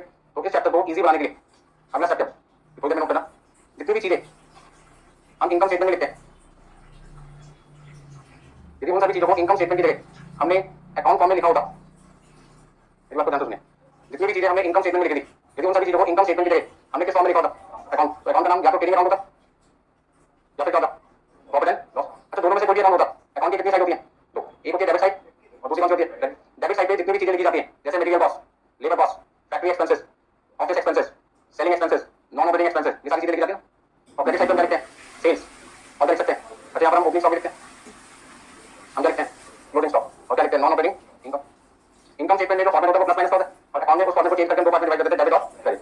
और हम कहते हैं जो भी चीजें हमारी डेबिट साइड पे आती है वो हमारे खर्चों को बढ़ाता है, डेबिट वाले एक्सपेंसेस होते हैं अकाउंट में अपने ऊपर होगा, और क्रेडिट और इनकम एंड गेन, तो उसमें जो भी चीजें डेबिट साइड पे आती है उनका यूज करते हैं, वो हमारे प्रॉफिट को क्या करते हैं, कम करते हैं, और जितनी भी चीजें क्रेडिट साइड पे आती है उनका काम करते हैं प्रॉफिट को बढ़ाना। तो सबसे पहले आपको यहाँ पर ये समझना है कि जो नॉन ऑपरेटिंग एक्सपेंसेस है, पहला पॉइंट कौन सा है, नॉन ऑपरेटिंग एक्सपेंसेस। कि नॉन ऑपरेटिंग एक्सपेंसेस, दूसरा पॉइंट आपके पास क्या आएगा, फैक्ट्री एक्सपेंसेस, ऑफिस और सेलिंग, और तीसरा पॉइंट आपके पास क्या आएगा, ओपनिंग स्टॉक। तो ध्यान से समझिए, क्वेश्चन में मैं आपको क्या बताना चाहता हूँ, नॉन ऑपरेटिंग एक्सपेंसेस मेरे पास 42,000 रुपए, नॉन ऑपरेटिंग एक्सपेंसेस मेरे पास कितने, 42,000, जो कॉस्ट अकाउंटेंट ने नहीं लिख रखे और किसने लिख रखे, चार्टेड ने लिख रखे। तो मैं आपको क्या समझाना चाहता हूँ, मैं आपको समझाना चाहता हूँ कि कॉस्ट बुक पे 42,000 रुपए के खर्चे रिकॉर्ड नहीं है और फाइनेंशियल बुक में 42,000 रुपए के खर्चे रिकॉर्ड है। तो नॉन ऑपरेटिंग एक्सपेंसेस का खर्चा किसने नहीं लिखा था, कॉस्ट अकाउंटेंट ने नहीं लिखा था, नॉट रिकॉर्डेड। तो इससे क्या हुआ, यदि मैं कॉस्ट बुक को 20 लेके चल रहा हूँ, कॉस्ट बुक को 20 लेके चल रहा हूँ, तो यदि मैंने कोई खर्चा कॉस्ट बुक में नहीं लिखा, बड़े ध्यान से सुनना, ये कॉन्सेप्ट है तो ठीक है, यदि कोई खर्चा कॉस्ट बुक में नहीं लिखा, खर्चे को मैंने कॉस्ट बुक में नहीं लिखा, तो इससे कॉस्ट बुक के जो एक्सपेंसेस है वो कम हो गए, ज्यादा हो गए, खर्चे क्या हो गए, कम हो गए। जब कोई खर्चा आप नहीं लिखोगे तो इससे कॉस्ट बुक का जो प्रॉफिट होगा ज्यादा देगा ना।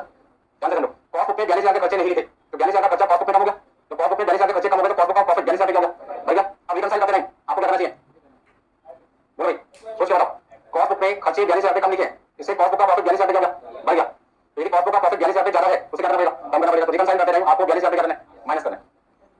उसको लिखोगे कैसे, आपको यहाँ पे लैंग्वेज का यूज करनी है, non operating expenses not recorded in cost book, कितने रुपए, 42,000 प्लस करना है, माइनस करना है, माइनस करना है। फिर से एक बार समझ लेते हैं, सारा खेल किसका, माइनस और प्लस का। लैंग्वेज ये लिखी आपने, और लैंग्वेज के बाद प्लस का साइन आएगा या माइनस का साइन आएगा, ये तो इंपॉर्टेंट आपका, एक बार समझ लेते हैं। मैंने कॉस्ट अकाउंटेंट से पूछा क्या नॉन ऑपरेटिंग एक्सपेंसेस आपने अपनी बुक्स में लिखे, उन्होंने जवाब कर दिया नहीं लिखे, चार्टेड ने लिखे। हमारा केस है क्वेश्चन से स्टार्ट किया कॉस्ट बुक से, तो यदि कॉस्ट अकाउंटेंट ने कॉस्ट बुक बनाते टाइम 42,000 का खर्चा नहीं लिखा तो उसका कॉस्ट बुक में खर्चे क्या हो गए, कम हो गए, और यदि मैं खर्चे कम दिखाऊंगा तो मेरा प्रॉफिट क्या होगा, ज्यादा होगा। तो यदि मेरा प्रॉफिट ज्यादा होगा और मुझे अपना प्रॉफिट फाइनल बुक के ऊपर ले जाना है, फाइनल बुक के ऊपर लाना है, तो यदि मेरा प्रॉफिट ज्यादा है तो बराबर करने के लिए क्या करना पड़ेगा, कम करना पड़ेगा, कम कर देंगे। पॉइंट नंबर 1 हो गया। Point number 2, non operating income, cost accountant ने रिकॉर्ड नहीं किया और फाइनेंशियल बुक में कितना था, फाइनेंशियल बुक में कितना है, 11,000। यदि मैं कॉस्ट बुक को 20 लेके चलता हूँ, 20 का मतलब मेरा स्टार्टिंग पॉइंट कौन सा है, कॉस्ट बुक। एक बात बताइए, नॉन ऑपरेटिंग एक्सपेंसेस को तो मैंने कहा एक्सपेंसेस, और नॉन ऑपरेटिंग इनकम को बताऊंगा इनकम। ध्यान से समझना क्या बोलना चाहता हूं मैं, नॉन ऑपरेटिंग इनकम कहां पे रिकॉर्ड की जाती है, क्रेडिट साइड पे, और क्रेडिट साइड कौन सी साइड होती है, इनकम साइड। तो कॉस्ट अकाउंटेंट से मैंने पूछा 11,000 रुपए क्या आपने अपनी बुक में रिकॉर्ड किए? वो रिकॉर्ड नहीं है। इसका मतलब कॉस्ट शीट बनाते टाइम, कॉस्ट स्टेटमेंट बनाते टाइम कॉस्ट अकाउंटेंट ने अपनी इनकम को 11,000 से क्या कर दिया? कम कर दिया। आपकी इनकम थी, आपने उसे रिकॉर्ड नहीं किया, आपकी इनकम क्या होगी? कम होगी। इनकम कम होगी तो प्रॉफिट भी क्या होगा? वैसे में रिकंसाइल करते टाइम क्या करना चाहिए? आपको यहाँ पे समझना क्या, आपको देखना है जो 11,000 की इनकम कॉस्ट अकाउंटेंट ने कॉस्ट शीट बनाते टाइम रिकॉर्ड नहीं की थी, उससे कॉस्ट शीट की इनकम 11,000 कम हो गई। अब यदि आपकी इनकम कम हो गई, आपका प्रॉफिट भी कम हो गया, तो बराबर करने के लिए क्या करना पड़ेगा? ऐड करना पड़ेगा। अपने आप से क्वेश्चन करना है, ऐसा करने से क्या होगा? तो मैंने देखा कि कॉस्ट अकाउंटेंट कॉस्ट शीट बनाते टाइम 11,000 रिकॉर्ड नहीं कर रहा, तो 11,000 की इनकम कम हो गई, उससे प्रॉफिट 11,000 कम हो गया, बराबर करने के लिए क्या करना पड़ेगा? बढ़ाना पड़ेगा। बढ़ा दो। तो यहाँ पर साइन कौन सा आएगा? Non operating income not recorded in cost book. कितने रुपए? 11,000। साइन कौन सा लगेगा? प्लस का माइनस का? इतने सारे स्टूडेंट क्लास में बैठे हैं, किसी को कोई डाउट है माइनस प्लस में? अभी तक 2 पॉइंट डिस्कस किया मैंने। देखो समझ से जितने मर्जी बात मुझसे पूछो, लेकिन जब मैं कोई क्वेश्चन आपको दूंगा तो मैं चाहूंगा क्वेश्चन आप खुद ही करो, क्योंकि एग्जाम में मैं तो साथ में बैठा नहीं होगा, आपको खुद ही करना होगा। देखो बच्चे वाले 3 होते दिमाग से, वो क्या करते हैं? आइटम्स को रख लेते हैं, non operating expense minus non operating income plus. अब क्वेश्चन आगे दिमाग में जाते हैं, मुझे लगा तो कुछ लोग फॉर्मूला कोई रन कर देते हैं, वो कहते हैं एनर्जी को वेस्ट करें इतना सोचने में। ठीक है, फिर ऐसे बच्चों के लिए तो और भी आसान तरीका भी बताएंगे आपको, तो मैंने तो इतना ही आपको करना फॉर्मेट को कोई दिन बताएंगे। तो पहले तो मुझे कॉन्सेप्ट को समझना जरूरी। अभी 2 पॉइंट हो चुके, कौन कौन से? 1 2 3 4 5 6 पॉइंट हो चुके आप यहाँ पे। अच्छा यहाँ पे सी का मतलब क्रेडिट, ये दोनों चीजें काम करती है क्रेडिट पे, और ये सारी चीजें काम करती है। ठीक है, तो इन पॉइंट को तो भूल जाओ। अब कौन कौन से पॉइंट बचे हैं? फैक्ट्री एक्सपेंसेस, एडमिनिस्ट्रेटिव एक्सपेंसेस और सेलिंग एक्सपेंसेस। अच्छा फैक्ट्री एक्सपेंसेस का खर्चा ध्यान से सुनना आपको, इनमें से कुछ नोट कर लें। हाँ, फैक्ट्री एक्सपेंसेस क्या आ गया? तो फैक्ट्री एक्सपेंसेस का खर्चा हमने कितना लिखा हुआ? 30,000, और यहाँ पे कितना लिखा हुआ है? 35,000। अच्छा एक बात बताओ, कॉस्ट अकाउंटेंट से मैंने पूछा आपने खर्चा 30,000 लिखा हुआ है और चार्जेस कितने लिखे? 35। तो आपने खर्चे 5,000 रुपए लिखे, कम लिखे। अब यदि आप अपने खर्चे 5,000 रुपए कम लिखाओगे, तो इससे आपका प्रॉफिट 5,000 रुपए बढ़ जाएगा, बराबर करेंगे क्या करो? माइनस करो। ये बात समझनी पड़ेगी।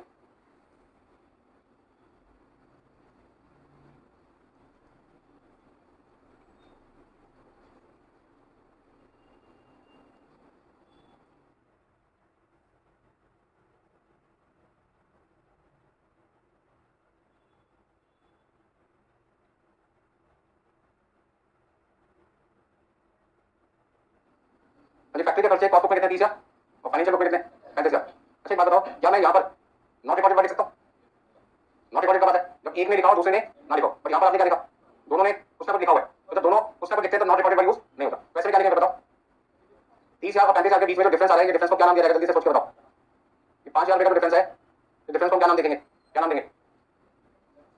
कॉस्ट बुक में खर्चे 30,000 लिखे, फाइनेंशियल बुक में खर्चे कितने लिखे? 35,000। कॉस्ट बुक में खर्चे 5,000, कॉस्ट बुक में खर्चे 5,000 कम है, तो 5,000 को क्या नाम देंगे? Under charge. कौन से खर्चे? हमने रिकॉर्डेड वर्ड क्यों बोला यहाँ पर?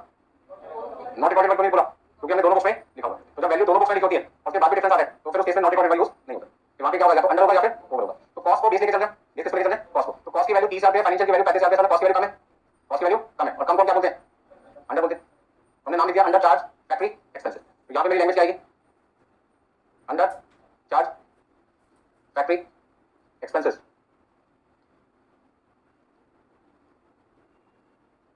अब मुझे नहीं समझ में आ पा रहा कि 5,000 रुपए को मुझे प्लस करना है या माइनस करना है, तो इसके लिए मैंने कहा भाई मेरे सामने इतने सारे समझदार बच्चे बैठे हुए हैं, वो बताएंगे। बताओ भाई। हाँ जी, कुछ लोग प्लस का आंसर दे रहे हैं, कुछ लोग माइनस का। समझदार लोग क्या बोलेंगे? बोलो भाई साहब, आप क्या कहते हो? माइनस। अरे माइनस क्यों?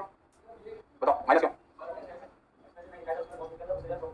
हाँ बिल्कुल सही जवाब। 5,000 के खर्चे कॉस्ट अकाउंटेंट ने कम दिखाई, 5,000 के खर्चे कॉस्ट अकाउंटेंट ने कम दिखाई, कॉस्ट शीट बनाते हैं, जिससे 5,000 का प्रॉफिट हो गया, बढ़ गया। अब क्या कर दो? माइनस कर दो।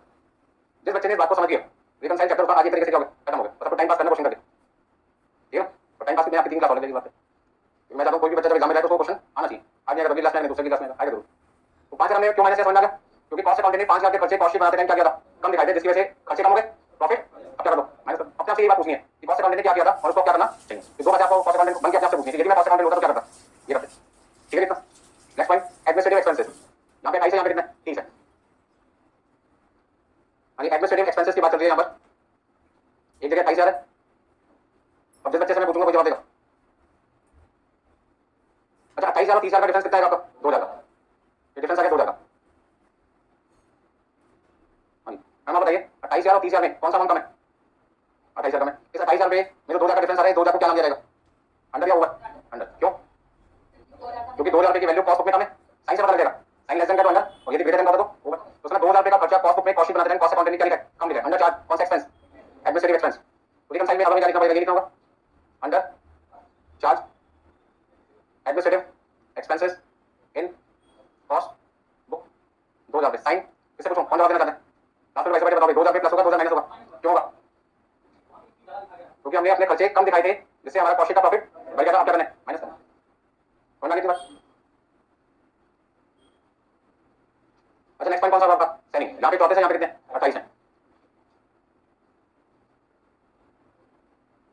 सेलिंग एक्सपेंसेस 34,000 और कितना है, हाँ जी, डिफरेंस कितना है, 6,000 का। कौन सा स्टूडेंट आंसर देना चाहेगा, हाँ जी बताइए आप। हाँ जी पहले तो बताओ 34,000 28,000 से कम है ज़्यादा है, तो आपके लिए ये जो डिफरेंस होगा 6,000 का नाम क्या होगा, ओवर चार्ज। Selling expense. मेरा क्वेश्चन आपसे था कि इसको प्लस करना माइनस करना, प्लस करना, क्यों, जवाब देने को। कॉस्ट अकाउंटेंट ने खर्चे 6,000 कॉस्ट शीट में ज्यादा दिखा दिए, जिसकी वजह से प्रॉफिट कम हो गया, क्या कर दो। तो अपने आपसे दो तीन बातें तो करनी है, जैसे करते रहते हैं, ठीक है। तो जिंदगी में कोई ना मिले तो किससे बात करते हैं, अपने आपसे। ये चैप्टर उसको सपोर्ट करता है, समझ में बात। अगर कोई ना मिले अपने आपसे बात करते रहो, जवाब आपको कुछ ना कुछ मिलता रहेगा। रिपीट करो पॉइंट, अभी लिखने का पूरा टाइम दूंगा, पहले समझा दूंगा आपको। यहाँ पे मुझे लैंग्वेज में क्या लिखना है, ठीक है। फोकट के नंबर, फोकट नंबर फ्री के नंबर चैप्टर में, कम मेहनत, 8 नंबर का क्वेश्चन मिल जाता है। क्या लिखना है, प्लस कितने रुपए, ठीक है। तो कहाँ से लिखना चाहते हो, पहले पूरा करवा दूँ, एक साथ लिख लेना। तो कौन कौन से पॉइंट और भी हो गए, ये भी हो गए ना, दो पॉइंट होते हैं एग्जाम में, क्या करते रहो, टिक करने का बेनिफिट है कि वो पॉइंट रिपीट ना हो जल्दी से, तो रिपीट हो गया तो आपका आंसर वैसे मैच नहीं होगा। अब केवल कितने पॉइंट रहे, दो पॉइंट, ओपनिंग स्टॉक और क्लोजिंग स्टॉक। सारा का सारा ध्यान यहाँ पे लगाते हैं, ओपनिंग स्टॉक और क्लोजिंग। सबसे पहले मैंने अपने आपसे पूछा कि यदि मैं ट्रेडिंग पीएनएल अकाउंट बनाता तो ओपनिंग स्टॉक डेबिट साइड पे लिखता या क्रेडिट साइड पे लिखता, डेबिट साइड पे लिखता। उसका मतलब ओपनिंग स्टॉक कौन सी साइड पे आता है, डेबिट साइड पे आता है। यहाँ तक क्लियर है, किसी को लिखना है उसको, ये तो बेसिक पॉइंट है, सबको पता है। अब नेक्स्ट पॉइंट आपके पास है ओपनिंग स्टॉक। एक हमारी कॉस्ट बुक है, दूसरी कौन सी बुक है, कितना कितना अमाउंट है जरा बताना, 17,500। दोनों के बीच में डिफरेंस है, कितना डिफरेंस है, अब 2,500 का डिफरेंस है, उसे क्या नाम दोगे, अंडर। अच्छा स्टॉक के लिए जो टर्म यूज होता है वो वैल्यू, वैल्यूशन, अंडर। एक्सपेंस के लिए होता है चार्ज, और स्टॉक के लिए होता है valuation, under valuation of opening stock. कितने रुपए, 2,500। कोई बता सकता है स्टूडेंट कि ये 2,500 रिकंसिलिएशन स्टेटमेंट में प्लस होगा या माइनस होगा, एक मिनट बोलो भाई, माइनस होगा, क्यों, हाँ जी बिल्कुल सही जवाब। ठीक है, 2,500 जब आपने ट्रेडिंग अकाउंट बनाया तो फाइनेंशियल बुक में तो ज्यादा लिखे गए, और बहुत बुक में कॉस्ट शीट बनाते हैं, कॉस्ट अकाउंट लिखे कम लिखे। तो ट्रेडिंग अकाउंट में तो 17,500 लिखे गए, और कॉस्ट शीट बनाते हैं कितने लिखे, 15। तो हमारा बेस क्या है, हमारा बेस कॉस्ट शीट है। तो सर कॉस्ट बुक में हमने ओपनिंग स्टॉक कौन सी साइड पे आता है, और डेबिट साइड किसको इंडिकेट करता है। इसको कॉस्ट शीट में हमने अपने खर्चे 2,500 क्या दिखाए, कम दिखाए। कॉस्ट शीट में हमने अपने खर्चे 2,500 कम दिखाए, जिससे कॉस्ट शीट का प्रॉफिट 2,500 क्या हो गया। अब रिकंसाइल करते हैं क्या करना चाहिए, माइनस करना चाहिए। मतलब आप एक बात को समझ लो, यदि प्रॉफिट ज्यादा हो गया तो कम करना है, और यदि प्रॉफिट कम हो गया तो ज्यादा करना, मतलब उल्टा काम करना है। ये ओपनिंग स्टॉक का पॉइंट हो गया, ऐसे कौन सा पॉइंट आएगा, क्लोजिंग। तो लिख रिकंसाइल स्टॉक, ओपनिंग स्टॉक या अंडर वैल्यू, ओवर वैल्यू, कौन सी वैल्यू थी, under valuation of in cost book, कितने रुपए, और आपने कहा क्या करना है, माइनस। कोई दिक्कत है, नेक्स्ट कौन सा पॉइंट है, क्लोजिंग। तो ज्यादा पॉइंट तो है नहीं ना।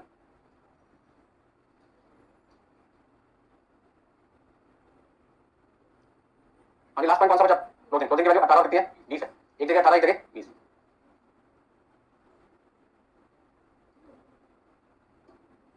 हाँ कितना, 18,000, और डिफरेंस कितना है, समझ आ रहा है। हाँ, क्या लिखोगे नाम,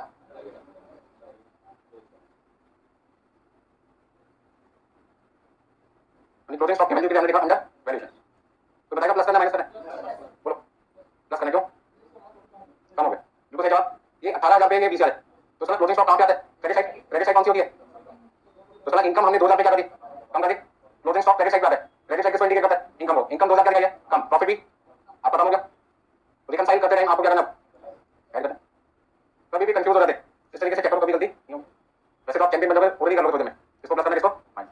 हमने कहा कुछ बच्चे चालाक होते हैं जो फॉर्मेट को लर्न कर लेते हैं, ऐसे बच्चों की चालाकी इस क्वेश्चन में आके फेल हो जाती है। कितने रुपए का था, क्या करना है। अब बच्चे ना चालाक होते, चालाक मतलब मैंने अभी समझाया था, फॉर्मेट लर्न कर लेते हैं। वो कहते हैं जहां अंदर है माइनस करना है, और जहां ओवर होगा प्लस करना है। मैंने कहा इस क्वेश्चन में आगे वो कॉन्सेप्ट नहीं चल पाता। यहाँ पे देखो एक अंदर तो माइनस है और एक अंदर प्लस है, वैसे कोई भी गलत फहमी अपने मन में नहीं पानी आपको। यदि अंदर माइनस करते होगा प्लस करते, ठीक है। अब बताइए फाइनल आंसर कितना आएगा, 67,500। तो प्रेजेंटेशन बहुत स्ट्रांग होनी चाहिए, अच्छी होनी चाहिए आपकी। सारा के प्रेजेंटेशन के लिए कॉस्ट अकाउंटिंग सब्जेक्ट है।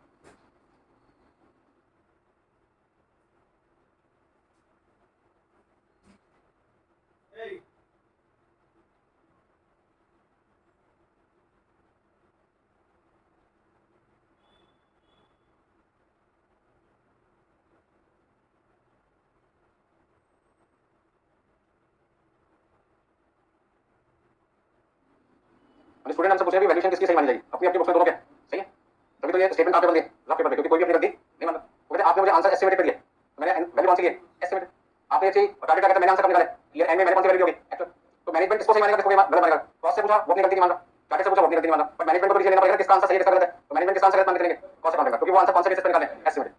भाई आपका पेपर में मैंने आपसे पूछा कितने मार्क्स आ जाएंगे, आपका आंसर कौन सा होगा एक्चुअली एस्टिमेटेड, एस्टिमेटेड क्योंकि इंस्टीट्यूट रिजल्ट देगा आप दोगे, आपके मार्क्स आप ही बताओगे कौन बताएगा इंस्टीट्यूट में बताएगा, तो आपने जो आंसर दिया एस्टिमेटेड, आपने 100 नंबर का पेपर 95 का कर दिया 5 नंबर का 90 पक्के, मैंने कहा ऑल इंडिया आईएएस हो जाएगा आपके पास नंबर आ जाएगा, और मैंने ऐड करना चालू कर दिया प्रोपोज बेसिस पे, आपका फोटो लगाई मैंने कहा आईएएस मार्किंग कॉस्टिंग सुमित दसवीं क्लासेस का स्टूडेंट, समझ में आएगा। बाद में पता चला बच्चे का 40 नंबर 30 नंबर 35 नंबर 50 नंबर जो भी नंबर है, तो मुझे पिक्चर तो छापनी चाहिए आपकी फोटो बनानी चाहिए, द रिजल्ट आ जाए, हो सकता है 92 भी आ जाए, ये बात समझो। तो एस्टिमेटेड बेसिस और एक्चुअल बेसिस में हमेशा कौन सा सही माना जाता है एक्चुअल, बड़ी कौन सही करेगा मैनेजमेंट, आपस में कोई दूसरे की गलती नहीं मानता, वो कहता तेरा आंसर तूने एक्चुअल निकाला मैंने अपना आंसर एस्टिमेट निकाला, तो मेरी कैलकुलेशन अपनी जगह सही है आपकी कैलकुलेशन अपनी जगह सही, बात करवा लेंगे। चलिए अब क्या लिखना चाहते हो नोट्स बना लो, ठीक है। किसी बच्चे को जल्दी समझ में आता है, किसी को थोड़ा देर से आता है, जिसको देर से समझ में आता है वो अपनी गलतियों को ढूंढे कहां मुझे देरी होगी समझने में, वो मुझसे पूछ सकता है दोबारा, समझने की जरूरत है क्योंकि अभी जितने जल्दी मुझसे आंसर पूछोगे डाउट पूछोगे रिजल्ट आपका बढ़िया फटाफट से फोन करके बताओगे, ये दो तरीके से रिजल्ट पता चलता है, एक बच्चा हमें बताता है एक बच्चे से फोन करके पूछते हैं, ठीक है। जब बच्चा हमें बताता है तो रिजल्ट हमेशा पॉजिटिव आता है, हम जब बच्चे से पूछते हैं तो पेपर होती है, तो मैं चाहता हूं आप हमें रिजल्ट बताएं, वो तभी संभव होगा जब क्लास में जो भी आपके डाउट्स हैं आज तक मुझसे पूछें, वो दिक्कत है किसी को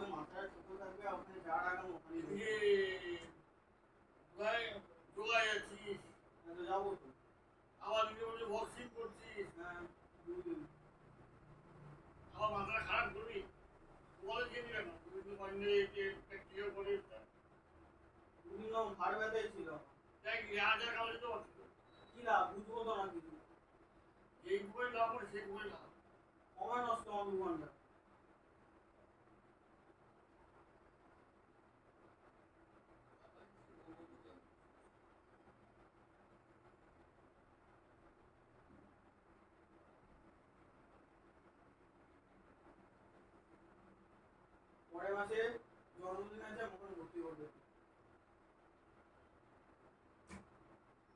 পরের মাসে জন্মদিন আছে ওখানে ভর্তি হবে, কি পরের মাসে জন্মদিন আছে ওখানে ভর্তি হবো, আর কিছু লাগবে না পরের মাসে, হ্যাঁ পরের মাসে কালকে দিয়ে পাস, হ্যাঁ আমরা এই গল্প করতে করতে মনে হচ্ছে জন্মদিন আর কিছু চাইনি, জন্মদিন কি এখানে ভর্তি হবে, এখানে ভর্তি হবে এটাই যাও অন্য পিজা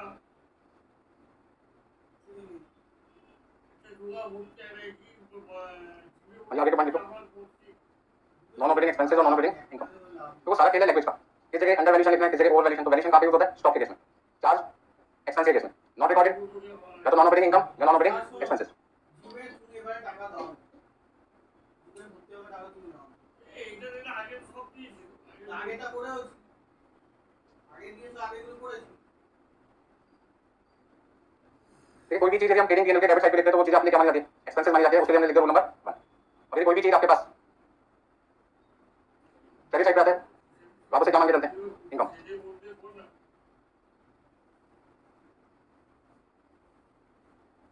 ध्यान से समझो। यदि कोई खर्चा ध्यान रखना बेसिस को लेकर चलते हैं कॉस्ट बुक को, यदि कॉस्ट बुक में हमने खर्चे क्या दिखा दिए कम दिखा दिए, तो इससे हमारा प्रॉफिट ज्यादा हो गया होगा, रिकनसाइल में क्या करना है आपको, मतलब जो काम प्रॉफिट के साथ हुआ है यदि प्रॉफिट ज्यादा हो गया होगा तो बराबर करने के लिए क्या करना पड़ेगा माइनस,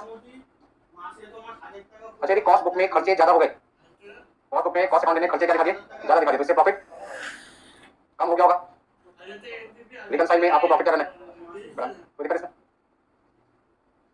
अब जिससे भी आप मिलोगे उसको क्या बोलना है, यदि कॉस्ट बुक में खर्चे हमने कम दिखा दिए तो इससे हमारा प्रॉफिट क्या हो गया, उसको बोला करो कॉस्ट बुक में यदि खर्चे हमने कम दिखा दिए तो प्रॉफिट ज्यादा हो गया, रिकनसाइल में क्या करना है माइनस करना, तो आज शाम तक सोने से पहले जितने भी लोग आपको मिले उनसे हाई तो बाद में करके सबसे क्या बोलना है, यदि कॉस्ट बुक में कॉस्ट अकाउंट ने खर्चे कम दिखा दिए प्रॉफिट ज्यादा हो गया, अब क्या करो माइनस, वो क्या बोल रहा है तो दूसरी बात बोलनी है उसको, यदि हमारे खर्चे ज्यादा हो गए तो हमारा प्रॉफिट कम हो गया, अब क्या करना चाहिए बस करना चाहिए, ठीक है। अगर तू पागल हो गया ऐसे बोले ना आपको, तो फिर आपको किसके बारे में बताना है इनकम के बारे में बताना है, जब तक आपकी बात खत्म ना हो जाए उसको जवाब देते रहना, कम से कम 5 लोगों के साथ आपको ऐसा करना है, ठीक है। कोई ना मिले शीशे में देख के अपने आप से बात करो, ये रूल आपको याद हो गया तो आपको चैप्टर में कभी गलती नहीं होगी। अब ध्यान से देखिए यदि इनकम ज्यादा हो गई तो प्रॉफिट भी ज्यादा हो गया होगा, क्या करना चाहिए, यदि इनकम कम हो गई तो प्रॉफिट भी रिकनसाइल में, हाँ क्योंकि इनकम और प्रॉफिट का डायरेक्ट रिलेशन है और एक्सपेंस का प्रॉफिट के साथ में इनवर्स रिलेशन अपोजिट रिलेशन, ठीक है। खर्चों का प्रॉफिट के साथ में इनवर्स रिलेशन है और इनकम का प्रॉफिट के साथ में डायरेक्ट रिलेशन है। इनकम बढ़ी प्रॉफिट बढ़ा, इनकम बढ़ी प्रॉफिट घटा। या सोचो यहाँ पे क्लास में 10 से 20 बच्चे हो रहे हैं, इनकम बढ़ेगी तो मेरा प्रॉफिट तो बढ़ेगा। अगर मेरे इनकम उतनी है कितनी खर्चे बढ़ जाए तो मेरा प्रॉफिट क्या होगा, कम होगा ना। तो खर्चों का प्रॉफिट के साथ में इनवर्स रिलेशन है और इनकम का प्रॉफिट के साथ में डायरेक्ट रिलेशन है। अच्छा एक बात बताना, प्रॉपर्टी का डिस्ट्रीब्यूशन होते हैं दो भाइयों का रिलेशन क्या होता है उसमें, क्वेश्चन समझ में आया मेरा? जब फादर किसी प्रॉपर्टी का डिस्ट्रीब्यूशन करने से पहले ऊपर की टिकट करा चुके होते हैं तो दो भाई नीचे लड़ते रहते हैं कि मेरा हिस्सा ज्यादा मेरा हिस्सा ज्यादा, तो दोनों भाई जब प्रॉपर्टी को बांट रहे होते हैं तो एक कहता है 90% हिस्सा मेरा है और 10% तेरा, दूसरा कहता है तेरा 5% है मेरा 95% है। तो सरकार क्या कहती है, यदि फादर बनने से पहले विल नहीं बना के गए और दोनों बराबर के हकदार हैं, किसी का जन्म पहले किसी का जन्म बाद में, से कोई लेना देना नहीं है, तो रेशो बनने लगे तो दो भाइयों का हमेशा प्रॉपर्टी को लेकर रिलेशन क्या रहता है, इनवर्स रहता है। वैसे भाई भाई होते हैं प्रॉपर्टी के केस में शत्रु होते हैं असल में। तो जैसे जैसे फैमिली के अंदर भाइयों की संख्या बढ़ती जाती है, शुरू में अच्छा लगता है कि गरीबों को पंगा नहीं लेगा हमसे और बाद में आपस में लड़ जाएंगे आप, असल में ना। तो प्रॉफिट और एक्सपेंस दो भाइयों की तरह हमेशा लड़ते रहते हैं, इससे बोलेंगे एक का बढ़ता है दूसरे का हिस्सा करता है, यदि दूसरे का बढ़ेगा तो पहले कम हो जाए, कोई दिक्कत इसमें?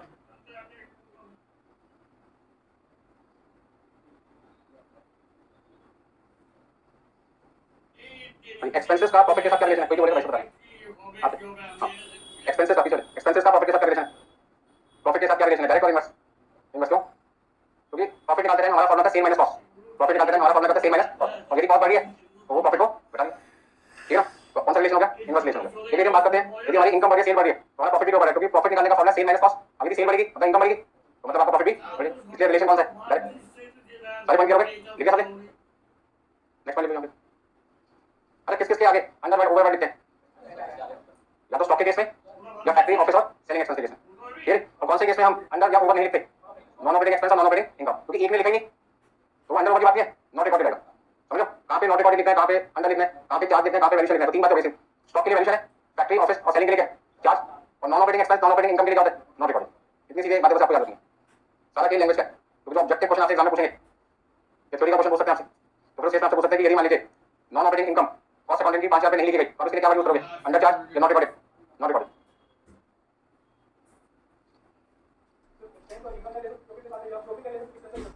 तो प्रॉफिट निकालते हैं हम एक छोटा सा फॉर्मूला यूज करते हैं, इनकम माइनस एक्सपेंस। तो प्रॉफिट का रिलेशन इनकम के साथ भी और एक्सपेंस के साथ, दोनों के साथ है, ये दोनों बात है। खाली इनकम लिखोगे तो प्रॉफिट कैसे निकालोगे जब तक एक्सपेंस माइनस नहीं करोगे। फिर प्रॉफिट का इनकम के साथ कौन सा रिलेशन है, डायरेक्ट रिलेशन है, और प्रॉफिट का एक्सपेंस के साथ क्या है, इनवर्स रिलेशन है। बिल्कुल है कि आपके खर्चे कम होंगे तो आपका प्रॉफिट क्या होगा, बढ़ेगा, क्योंकि इनकम तो कांस्टेंट है ना। आप इसको ऐसे समझो, आपकी सैलरी 20,000 रुपये मंथली है तो आपका रेवेन्यू कितना होगा, इनकम कितनी होगी, 20,000। अब आप मान लीजिए रेंट पे रहकर अपना गुजारा करते 10,000 रुपये किराया जा रहा था, तो आपके पास बचे कितने रेंट देने के बाद, 10,000। अब आपने किसी दोस्त के साथ में रूम शेयर कर लिया और आपने 5,000 रुपया तुम लोग आते तो आपका खर्चा 10 होगा, कितना हो गया 5, लेकिन सैलरी तो आपकी कितनी मिलेगी, 20 मिलेगी ना। तो इनकम आपकी 20 की 20 रही और आपके खर्चे 10 से कितने हो गए, 5। तो आपका जो प्रॉफिट है वो 20 माइनस 10 तो पहले 10 आता था, अब वो 20 माइनस 5 कितना आएगा, 15। तो खर्चे कम होने की वजह से आपका प्रॉफिट 5,000 रुपये का बढ़ा, तो 5 ही क्यों बढ़ा, क्योंकि खर्चे भी 5 कम हुए। यदि खर्चे जितने रुपये से कम होंगे उतने रुपये से प्रॉफिट क्या बढ़ेगा। दूसरा एग्जांपल, यदि आपकी सैलरी भी 2,000 रुपये बढ़ गई क्योंकि आपने अच्छा काम किया ऑफिस में, तो खर्चे भी कम हो गए, सैलरी भी बढ़ गई, तो प्रॉफिट बढ़ने की कितनी वजह हो गई, तो 20 से 22 हो गई, और खर्चे 10 से कितने हो गए, 5। तो 5 भी प्रॉफिट बढ़ा खर्चे कम होने की वजह से, और 2,000 रुपये सैलरी बढ़ी उससे भी। तो रीजन कोई भी हो सकता है, तो बात की बात है, बट प्रॉफिट पे इम्पैक्ट दोनों चीजों का हो सकता है, हो गया सकता। तो पूछना किसी ने, अब एक एग्जांपल मैं आपको दूंगा, वो पूरा क्वेश्चन आपको खुद करना है बिना एक दूसरे से बात किए, हो गया सबका। एग्जांपल नंबर 2 आपके सामने आ चुका है, और इस एग्जांपल में आपको profit as per cost book 1,05,000 रुपये दिया हुआ है। आपसे पूछ रहे हैं प्रिपेयर रिकंसिलिएशन स्टेटमेंट, तो आपको आंसर किसमें देना है, स्टेटमेंट में। मतलब जैसे मैंने करके दिखाया था, पहला क्वेश्चन बिल्कुल वैसी है, तो पहला क्वेश्चन नोट कर लीजिएगा, ठीक है। टोटल मैं आपको देता हूँ 15 मिनट का टाइम, 5 मिनट क्वेश्चन लिखने के, 10 मिनट करने के।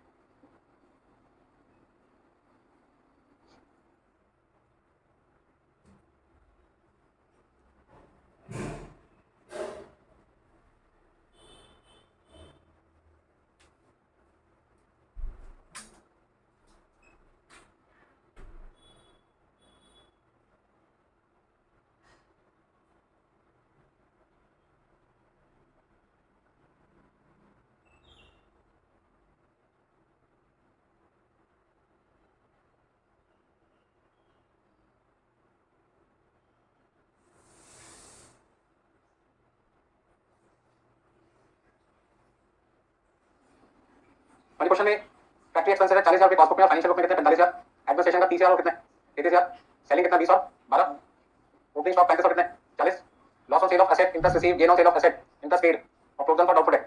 ये 5 चीजें किस बुक में नहीं लिखी गई, कॉस्ट में, इसमें लिखी गई है फाइनेंशियल में। तो जो चीजें कॉस्ट बुक में नहीं लिखी होती, फाइनेंशियल में लिखी होती है, उनके लिए क्या यूज होगा, नॉट रिकॉर्डेड, क्या लिखा होता है? Not recorded. तो जब कोई चीज आपने लिखी नहीं है तो नॉट रिकॉर्डेड हो गया।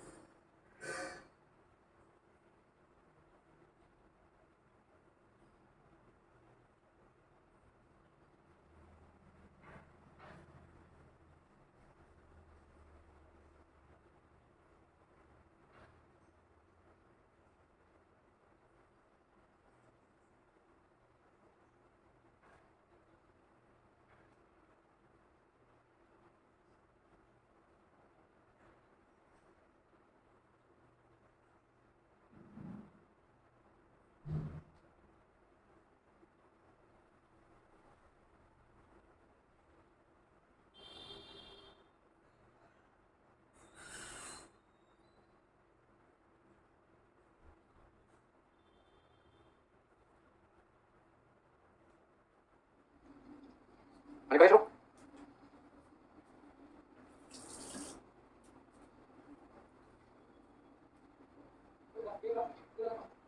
अभी चेक करते हुए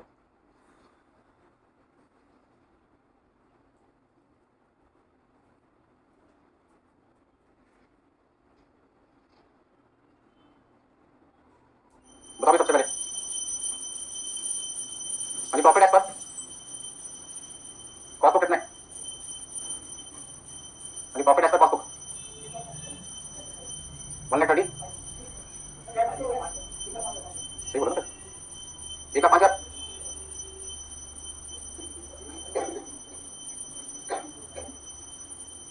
हाँ जी, प्रॉफिट एक्स पर कॉस्ट बुक आ गया 1,05,000। अब देखिए पहला पॉइंट है फैक्ट्री एक्सपेंस। मैं पॉइंट के हिसाब से चलता हूँ। फैक्ट्री एक्सपेंस है, अब सारा काम ओरली कर लेंगे। क्या करना है? ओरली। तो पहला पॉइंट है फैक्ट्री जो एक्सपेंस है वो डेबिट साइड पे आता है, क्रेडिट साइड पे आता है? Debit side. तो डेबिट साइड के लिए रूल क्या है? डेबिट साइड के लिए रूल क्या अपना? डेबिट साइड के लिए रूल है यदि खर्चे कम है तो प्रॉफिट बढ़ेगा, क्या करना चाहिए? माइनस। और यदि खर्चे ज्यादा है तो प्रॉफिट कम हो जाएगा, रिटर्न साइड में क्या करना है? ऐड करना है। तो सबसे पहले मैंने कहा कि फैक्ट्री एक्सपेंसेस तो डेबिट साइड पे आता है, एडमिनिस्ट्रेटिव भी कहाँ है? डेबिट में। सेलिंग भी कहाँ है? डेबिट में। ओपनिंग स्टॉक भी कहाँ है? डेबिट में। लॉस भी कहाँ है? ये ठीक है। अब यहाँ से समझिए फैक्ट्री का खर्चा डेबिट साइड पे आता है, इसका मतलब है रूल कौन सा लगेगा एक्सपेंस का? तो यहाँ पे खर्चे 40 है, यहाँ पे खर्चे कितने? 45। तो सारा खर्चे 5,000 पे कम है, तो आपको यहाँ पे क्या लैंग्वेज यूज करनी है? अंडर चार्ज फैक्ट्री एक्सपेंसेस इन कॉस्ट बुक कितना? 5,000। और साइन कौन सा लगेगा? माइनस का। ठीक है, कितना लिख लिया आपने? पहला पॉइंट हो गया आपका कंप्लीट। पॉइंट नंबर 2, एडमिनिस्ट्रेशन का खर्चा 30,000 है, डेबिट साइड पे आता है, एक्सपेंस का रूल लगेगा। तो पहला एडमिनिस्ट्रेटिव एक्सपेंसेस 3,000 पे कम लिखा है, क्या लिखोगे? अंडर चार्ज एडमिनिस्ट्रेटिव एक्सपेंसेस कितना? 3,000 पे। यानी सेलिंग एक्सपेंसेस, सेलिंग एक्सपेंसेस की वैल्यू 20,000 है, यहाँ पे 12,8,000 पे जा रहा है, क्या लिखोगे? प्लस ओवर चार्ज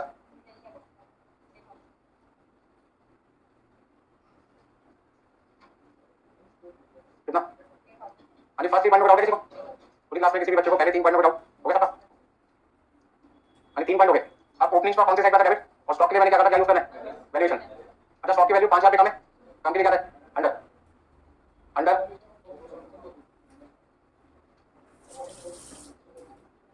कितना अमाउंट है? अब साइन कौन सा लगेगा? माइनस का। क्यों? क्योंकि ओपनिंग स्टॉक डेबिट साइड पे आता है, डेबिट साइड खर्चे वाली साइड होती है। खर्चे हमने 5,000 रुपए का दिखा दिए, कम। प्रॉफिट क्या होगा? ज्यादा। क्या कर दो? कम कर दो। यानी loss on sale of asset, loss on sale of asset not recorded है। Loss on sale of asset not recorded in cost book कितना? अच्छा, साइन माइनस का प्लस आएगा, माइनस का। क्यों? यानी loss on sale of asset 40,000 रुपए का अमाउंट कॉस्ट शीट में नहीं लिखा गया, कॉस्ट अकाउंटिंग के द्वारा। ध्यान से सुनिए। तो पहला पॉइंट लॉस ऑन सेल कौन सी साइड पे आता है? Debit side. डेबिट साइड होता है खर्चे वाली साइड। खर्चे हमने 4,000 रुपए का दिखाए, कम। अब यदि खर्चे 4,000 रुपए नहीं लिखे गए, खर्चे 4,000 क्या हो गए? कम हो गया ना? तो मान लीजिए आपके पेरेंट्स, मतलब आपकी मदर का एग्जांपल लेते हो, खाना बना रही थी, सब्जी में नमक डालना बोल रहे, आप क्या कहते हो? नमक नहीं है सब्जी में, ठीक है। दूसरा एग्जांपल, मान लो 1 चम्मच नमक डालना था, आधी चम्मच डाला मैंने, तो आप क्या कहोगे? नमक कम है। तो यहाँ पर आपने क्या देखा? कॉस्ट बुक में 4,000 के खर्चे आपने लिखे ही नहीं है, तो यदि खर्चे नहीं लिखोगे तो खर्चे क्या आएंगे? कम हो जाएंगे। और यदि खर्चे कम हो जाएंगे तो प्रॉफिट ज्यादा हो जाएगा, ज्यादा हो गया तो क्या कर दो? माइनस कर दो, ठीक है। 2-4 बार क्वेश्चन करोगे ना प्रैक्टिस कर जाएगा। और याद दोस्तों को रूल बताओगे अपने, रूल तो बताना, मैंने कितने लोगों को बोला कम से कम। पाँच मिनट तो अपने आप से 5 बार बोलना शीशे में करोगे रिकॉर्डिंग करके, और सुनो क्या बोलते हैं, अपनी रिकॉर्डिंग को सुनो तो पता लगेगा क्या बोलते हो।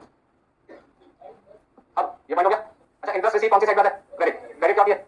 इनकम। इसमें हमने अपनी इनकम 3000 पे कम कर दी। यदि कॉस्ट अकाउंटेंट ने इंटरेस्ट रिसीव को नहीं लिखा, इसका मतलब अपनी इनकम 3000 क्या कर दी? कम कर दी। तो क्या लिखोगे? इंटरेस्ट रिसीव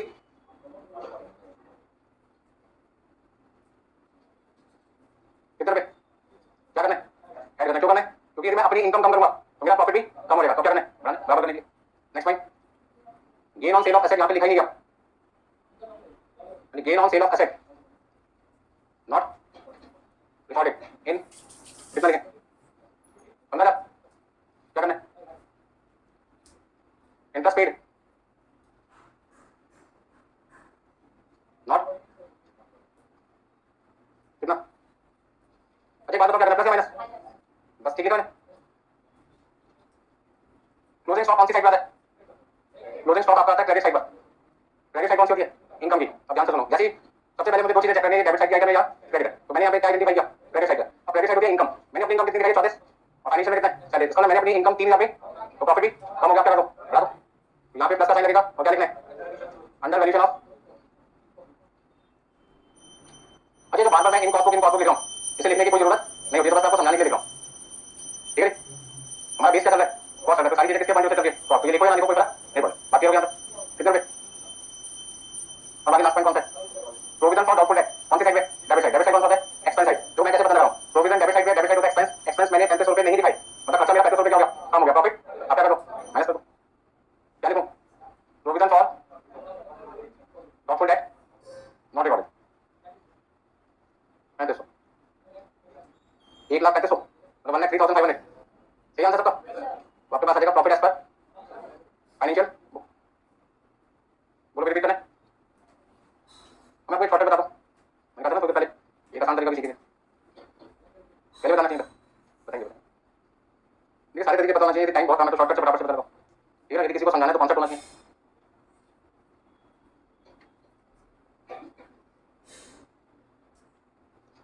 कोई कैलकुलेशन में दिक्कत तो बताइए आगे सबको। हाँ, शॉर्टकट क्या वो ध्यान से समझिए। ये किसी के साथ ना तो डिस्कस करना, ना किसी को बताना, सिर्फ अपने मन में करना है। सबसे पहले शॉर्टकट कौन सी साइड के लिए? Debit side. डेबिट साइड कौन सी साइड होती है? एक्सपेंस। एक्सपेंस साइड के लिए ध्यान रखना, कॉस्ट की वैल्यू में से फाइनेंशियल की वैल्यू आपको क्या करनी है? माइनस करनी है। यदि कोई चीज डेबिट साइड पे आती है तो उससे क्या बनता है? एक्सपेंस। उसके लिए आपका रूल क्या है? शॉर्टकट। कॉस्ट में से क्या माइनस करना है? फाइनेंशियल। तो कॉस्ट में से फाइनेंशियल को माइनस करोगे तो कोई ना कोई डिफरेंस आएगा। अब या तो डिफरेंस प्लस में आएगा या माइनस में आएगा। अगर डिफरेंस यदि पॉजिटिव आ गया या डिफरेंस क्या आएगा? नेगेटिव। पॉजिटिव आएगा तो प्लस करना है और नेगेटिव आएगा तो आपको क्या करना है? माइनस करना है। बिल्कुल अपना दिमाग खर्च नहीं करना, खर्च होने लगाना नहीं है। अब चेक करें क्या ये फंडा एप्लीकेबल हुआ नहीं हुआ? चेक करें। हाँ जी, फैक्ट्री एक्सपेंस कौन सी साइड पर है? Debit side. तो मैंने कहा था कॉस्ट में से फाइनेंशियल क्या करो? माइनस। 40 में से 45,000 क्या गया? माइनस। क्या आया? नेगेटिव 5,000 है, मतलब 5,000 क्या करना है? माइनस करना है। देखो माइनस नहीं किया। तो जिन लोगों को प्लस माइनस में दिक्कत आती है, ऐसे लोगों के लिए चमत्कारी शॉर्टकट है, कोई दिक्कत नहीं आई। ठीक है? चलो फिर ट्राई करते हैं, ये बात कहां तक सच है। एडमिनिस्ट्रेटिव एक्सपेंसेस कौन सी साइड पर है? डेबिट। फॉर्मूला क्या यूज करना है? Cost minus financial. 30,000 minus 33,000, negative का 3,000 है, मतलब कि माइनस करना है। क्या किया मैंने? माइनस। चलो जी, सेलिंग एक्सपेंसेस कौन सी साइड पर है? Debit side. फॉर्मूला कौन सा यूज करना है? Cost minus financial. 20,000 minus 12,000, positive 8,000, positive 8,000, मतलब प्लस करना है कितने रुपए? 8,000। एग्जाम में इस वाले तरीके को भी चेक कर सकते हो यदि किसी बच्चे का आंसर मैच नहीं होता। अब आपको आंसर मैच करने की बात क्या? पहले क्वेश्चन ऐसे आते हैं एग्जाम में जिसमें कॉस्ट बुक का भी आंसर दे रखा होता है, फाइनेंशियल का भी दे रखा होता है। तो इसका मतलब क्या हुआ? यदि दोनों वैल्यू आपको दे रखी है, profit as per cost book और profit as per financial book, तो यदि कॉस्ट से स्टार्ट करते हो तो फाइनेंशियल बुक का वही प्रॉफिट आना चाहिए क्वेश्चन में दे रखा है। क्वेश्चन भी देखा, आंसर भी दे रखा है। तो ऐसे केस में कई बार बच्चे को प्लस करना तो गलती से क्या कर देता है? माइनस। तो यदि किसी चीज को प्लस करना है और आपने माइनस कर दिया तो आपका जो इंपैक्ट है वो डबल अमाउंट का होगा। और करना था प्लस, कर दिया आपने माइनस, मतलब 10 प्लस करना था और 10 आपने माइनस कर दिया, तो गलती को रेक्टिफाई करने के लिए 10 कितनी बार प्लस करना पड़ेगा? 2 बार। 20,000 का डिफरेंस आएगा आपका आंसर। बस समझ में? ये जी। चलो जी, ओपनिंग स्टॉक कौन सी साइड पर है? Debit side. डेबिट साइड का नियम क्या होता है? Cost minus financial. तो कॉस्ट की वैल्यू 35 है, फाइनेंशियल कितनी है? 40 है। 35 माइनस 40, नेगेटिव 5,000, 5,000 क्या करना है? माइनस करना। Loss on sale of asset कौन सी साइड पर है? Debit side. डेबिट साइड के फॉर्मूला है कॉस्ट माइनस फाइनेंशियल। अब यहाँ कोई वैल्यू लिखनी है ना, लिखने को क्या कहते हैं? तो 0 माइनस 4,000, नेगेटिव 4,000 क्या करना है? माइनस करना है। और इतना आसान तरीका तो मैंने बता दिया, कभी गलती। तो ये मैंने फॉर्मूला बताया था कौन सी साइड के लिए? ऐसे ही फॉर्मूला कौन सी साइड के लिए? यहाँ पे नियम आपका बदल जाएगा, फाइनेंशियल माइनस करना है। ठीक है? जो डिफरेंस आएगा पॉजिटिव है तो प्लस, पॉजिटिव आएगा तो प्लस करना, नेगेटिव आएगा तो माइनस करना। ये उन बच्चों के लिए जो कंफ्यूज हो जाते हैं किसको प्लस करना किसको माइनस। वैसे मुझे लगता नहीं कि आप कंफ्यूज हैं, सारी चीजें आपको क्या करवा दी क्लियर। यदि किसी बच्चे का आंसर लास्ट में मैच ना हो तो ये वाला तरीका फिर अपना सकता है, किसको प्लस करना किसको माइनस। আগে বলেছি যে এটা ওই কি করবো বলে মা জানি কি করবে। वहां से हो रहा है। वो दिक्कत है किसी को? तो एक्सपेंसेस के लिए शॉर्टकट आपका है cost minus financial, difference positive है तो प्लस करना है, नेगेटिव है तो माइनस करना है। और यदि क्रेडिट साइड के लिए शॉर्टकट चेक करना चाहते हो तो उस केस में रूल आपका है फाइनेंशियल माइनस कॉस्ट। तो उस केस में यदि डिफरेंस पॉजिटिव है प्लस करना है, नेगेटिव है माइनस। बस आपको ध्यान रखना है एक्सपेंस के लिए कॉस्ट माइनस फाइनेंशियल है और क्रेडिट साइड में इनकम साइड होती है उसके लिए फाइनेंशियल माइनस कॉस्ट यूज करना है। तो दिक्कत इसमें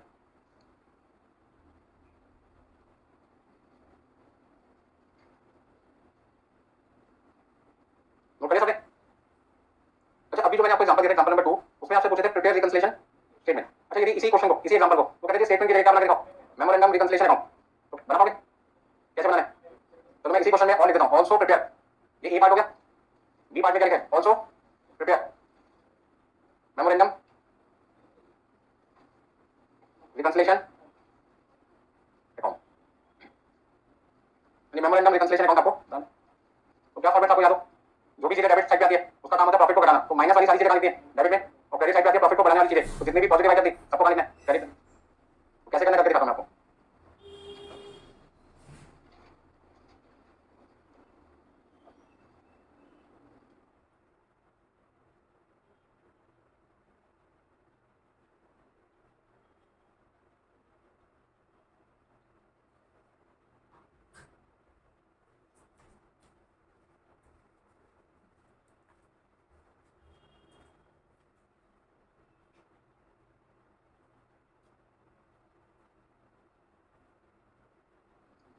देखिए सबसे पहले यदि इसी क्वेश्चन में हमें स्टेटमेंट की जगह आंसर किसमें देना है? अकाउंट के फॉर्म में। तो जिन जिन चीजों को आपने माइनस किया वो सारी चीजें कहां पे लिखनी है? डेबिट साइड पे। और जो जो चीजें प्लस में है वो सारी चीजें कहां लिखनी है? क्रेडिट साइड में। तो आपका आंसर स्टेटमेंट की जगह कौन से फॉर्मेट में कन्वर्ट हो जाएगा? अकाउंट के फॉर्म। तो यहाँ पे बी पार्ट का सॉल्यूशन हो गया memorandum reconciliation account.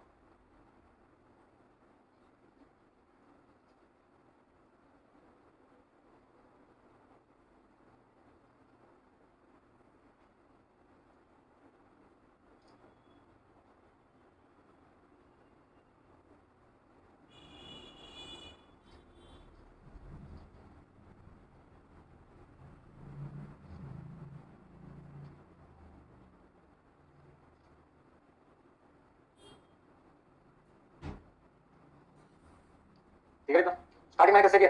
Cost book से कितना प्रॉफिट था? 1,05,000। अब जितनी भी चीजें आपको प्लस करनी है वो सब कहां लिखनी है? क्रेडिट साइड पे। तो आपके दो ऑप्शन है। पहला ऑप्शन जो आसान है वो है कि यदि आपने रिकंसिलिएशन स्टेटमेंट बना के तो यहाँ से देखिए पता चलेगा कौन सी चीजें डेबिट में कौन सी चीजें क्रेडिट में। ये आसान तरीका है। बट मान लो एग्जाम में आपको सिर्फ बनाना ही क्या होता? Memorandum reconciliation account. तो फिर उस केस में स्टेटमेंट कोई बनाओगे तो फिर तो डायरेक्ट करोगे। अब डायरेक्ट कैसे करोगे वो तरीका बता रहा हूं मैं आपको। ठीक है ना? डायरेक्ट कैसे करना है? सबसे पहला पॉइंट नंबर कौन सा है? Factory expenses. कौन सी साइड आता है? Debit side. शॉर्टकट तरीका क्या था? Cost minus financial. 40 minus 45 minus 5,000 minus कौन था? डेबिट साइड पे लिखना है। तो डेबिट साइड पर लिखेंगे अंडर चार्ज फैक्ट्री एक्सपेंसेस। कितना अमाउंट? 5,000। समझ में आया? अंडर चार्ज फैक्ट्री एक्सपेंसेस कितना रहेगा आपका? 5,000। यानी एडमिनिस्ट्रेटिव एक्सपेंसेस डेबिट साइड पे आते हैं। मतलब शॉर्टकट कौन सा लगेगा? कॉस्ट वाला। मतलब cost minus financial 30 minus 33 minus का 3,000 माइनस का मतलब डेबिट साइड पे लिखना आपको। तो अंडर चार्ज एडमिनिस्ट्रेटिव एक्सपेंसेस कितना? 3,000। जिनको समझ में आ गया आगे क्वेश्चन कर सकते हैं, रुको मत चलते रहो। ठीक है ना? फिर क्वेश्चन करते टाइम मैं आपके साथ बोलूंगा मैं तो सिर्फ क्लास तक हूं।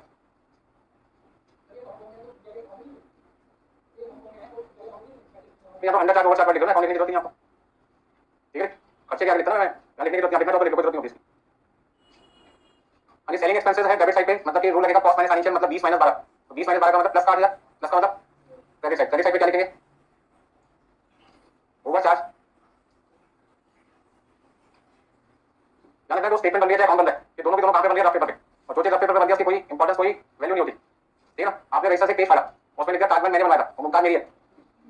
तो ये आप सोच रहे दुनिया की बात को बस समझो। तो पॉइंट आपके ऊपर है कि आप रफ पेपर पे देखते हो तो उसकी कोई इंपॉर्टेंस कोई वैल्यू दुनिया नहीं मानती। ये चीज वैल्यू कब है? जब आप बुक्स में देखो और बुक्स लोग चेक करें। अच्छा नेक्स्ट पॉइंट आपके लिए क्या लिखना है? Opening stock 35,000 40,000। ओपनिंग स्टॉक आता है डेबिट साइड पे। डेबिट साइड पे रूल लगेगा कॉस्ट माइनस फाइनेंशियल का मतलब 35 माइनस 40 माइनस का 5,000 माइनस का 5,000 मतलब under valuation of opening stock कितना लिखना है? 5,000। बाकी के पॉइंट आप बताओगे या फिर मैं बताऊं? किसने कंप्लीट कर लिया? अगला पॉइंट बताइए कहां लिखना है? क्या लिखूं? नहीं खर्चे करना क्या था? लॉस ऑन सेल ऑफ क्या था? लॉस ऑन नॉट, ठीक है, नॉन ऑपरेटिंग एक्सपेंस लिखना चाहते हैं तो जितने भी नॉन ऑपरेटिंग एक्सपेंसेस सबको क्या करना पड़ेगा? ऐड करके दिखाना पड़ेगा। वो आपकी मर्जी, वैसे भी कर सकते हैं। और यदि आप अलग अलग पॉइंट दिखाना चाहते हो तो सबका नाम लिखना पड़ेगा। अच्छा, अगला पॉइंट,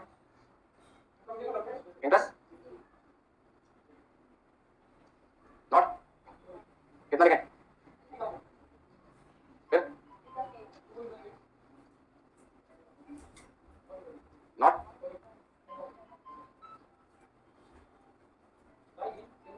भाई gain on sale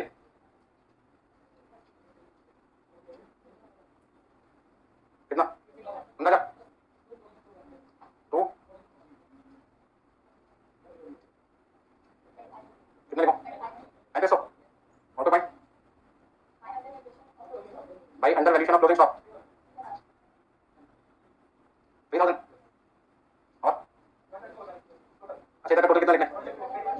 1,34,000 total, 1,34,000 total है, 1,03,500। तो आपका फॉर्मेट कोई सा भी हो, स्टेटमेंट हो या अकाउंट, दोनों से लास्ट आंसर क्या आएगा? सेम है। तो यदि क्वेश्चन में अकाउंट बोला तो अकाउंट बना के आंसर देना, स्टेटमेंट बोला तो स्टेटमेंट, क्वेश्चन साइलेंट है कुछ नहीं लिखा तो जो तरीका आपको आसान लगे आप यूज कर सकते हैं। तो किसी को स्टेटमेंट आसान लगता है, किसी को अकाउंट।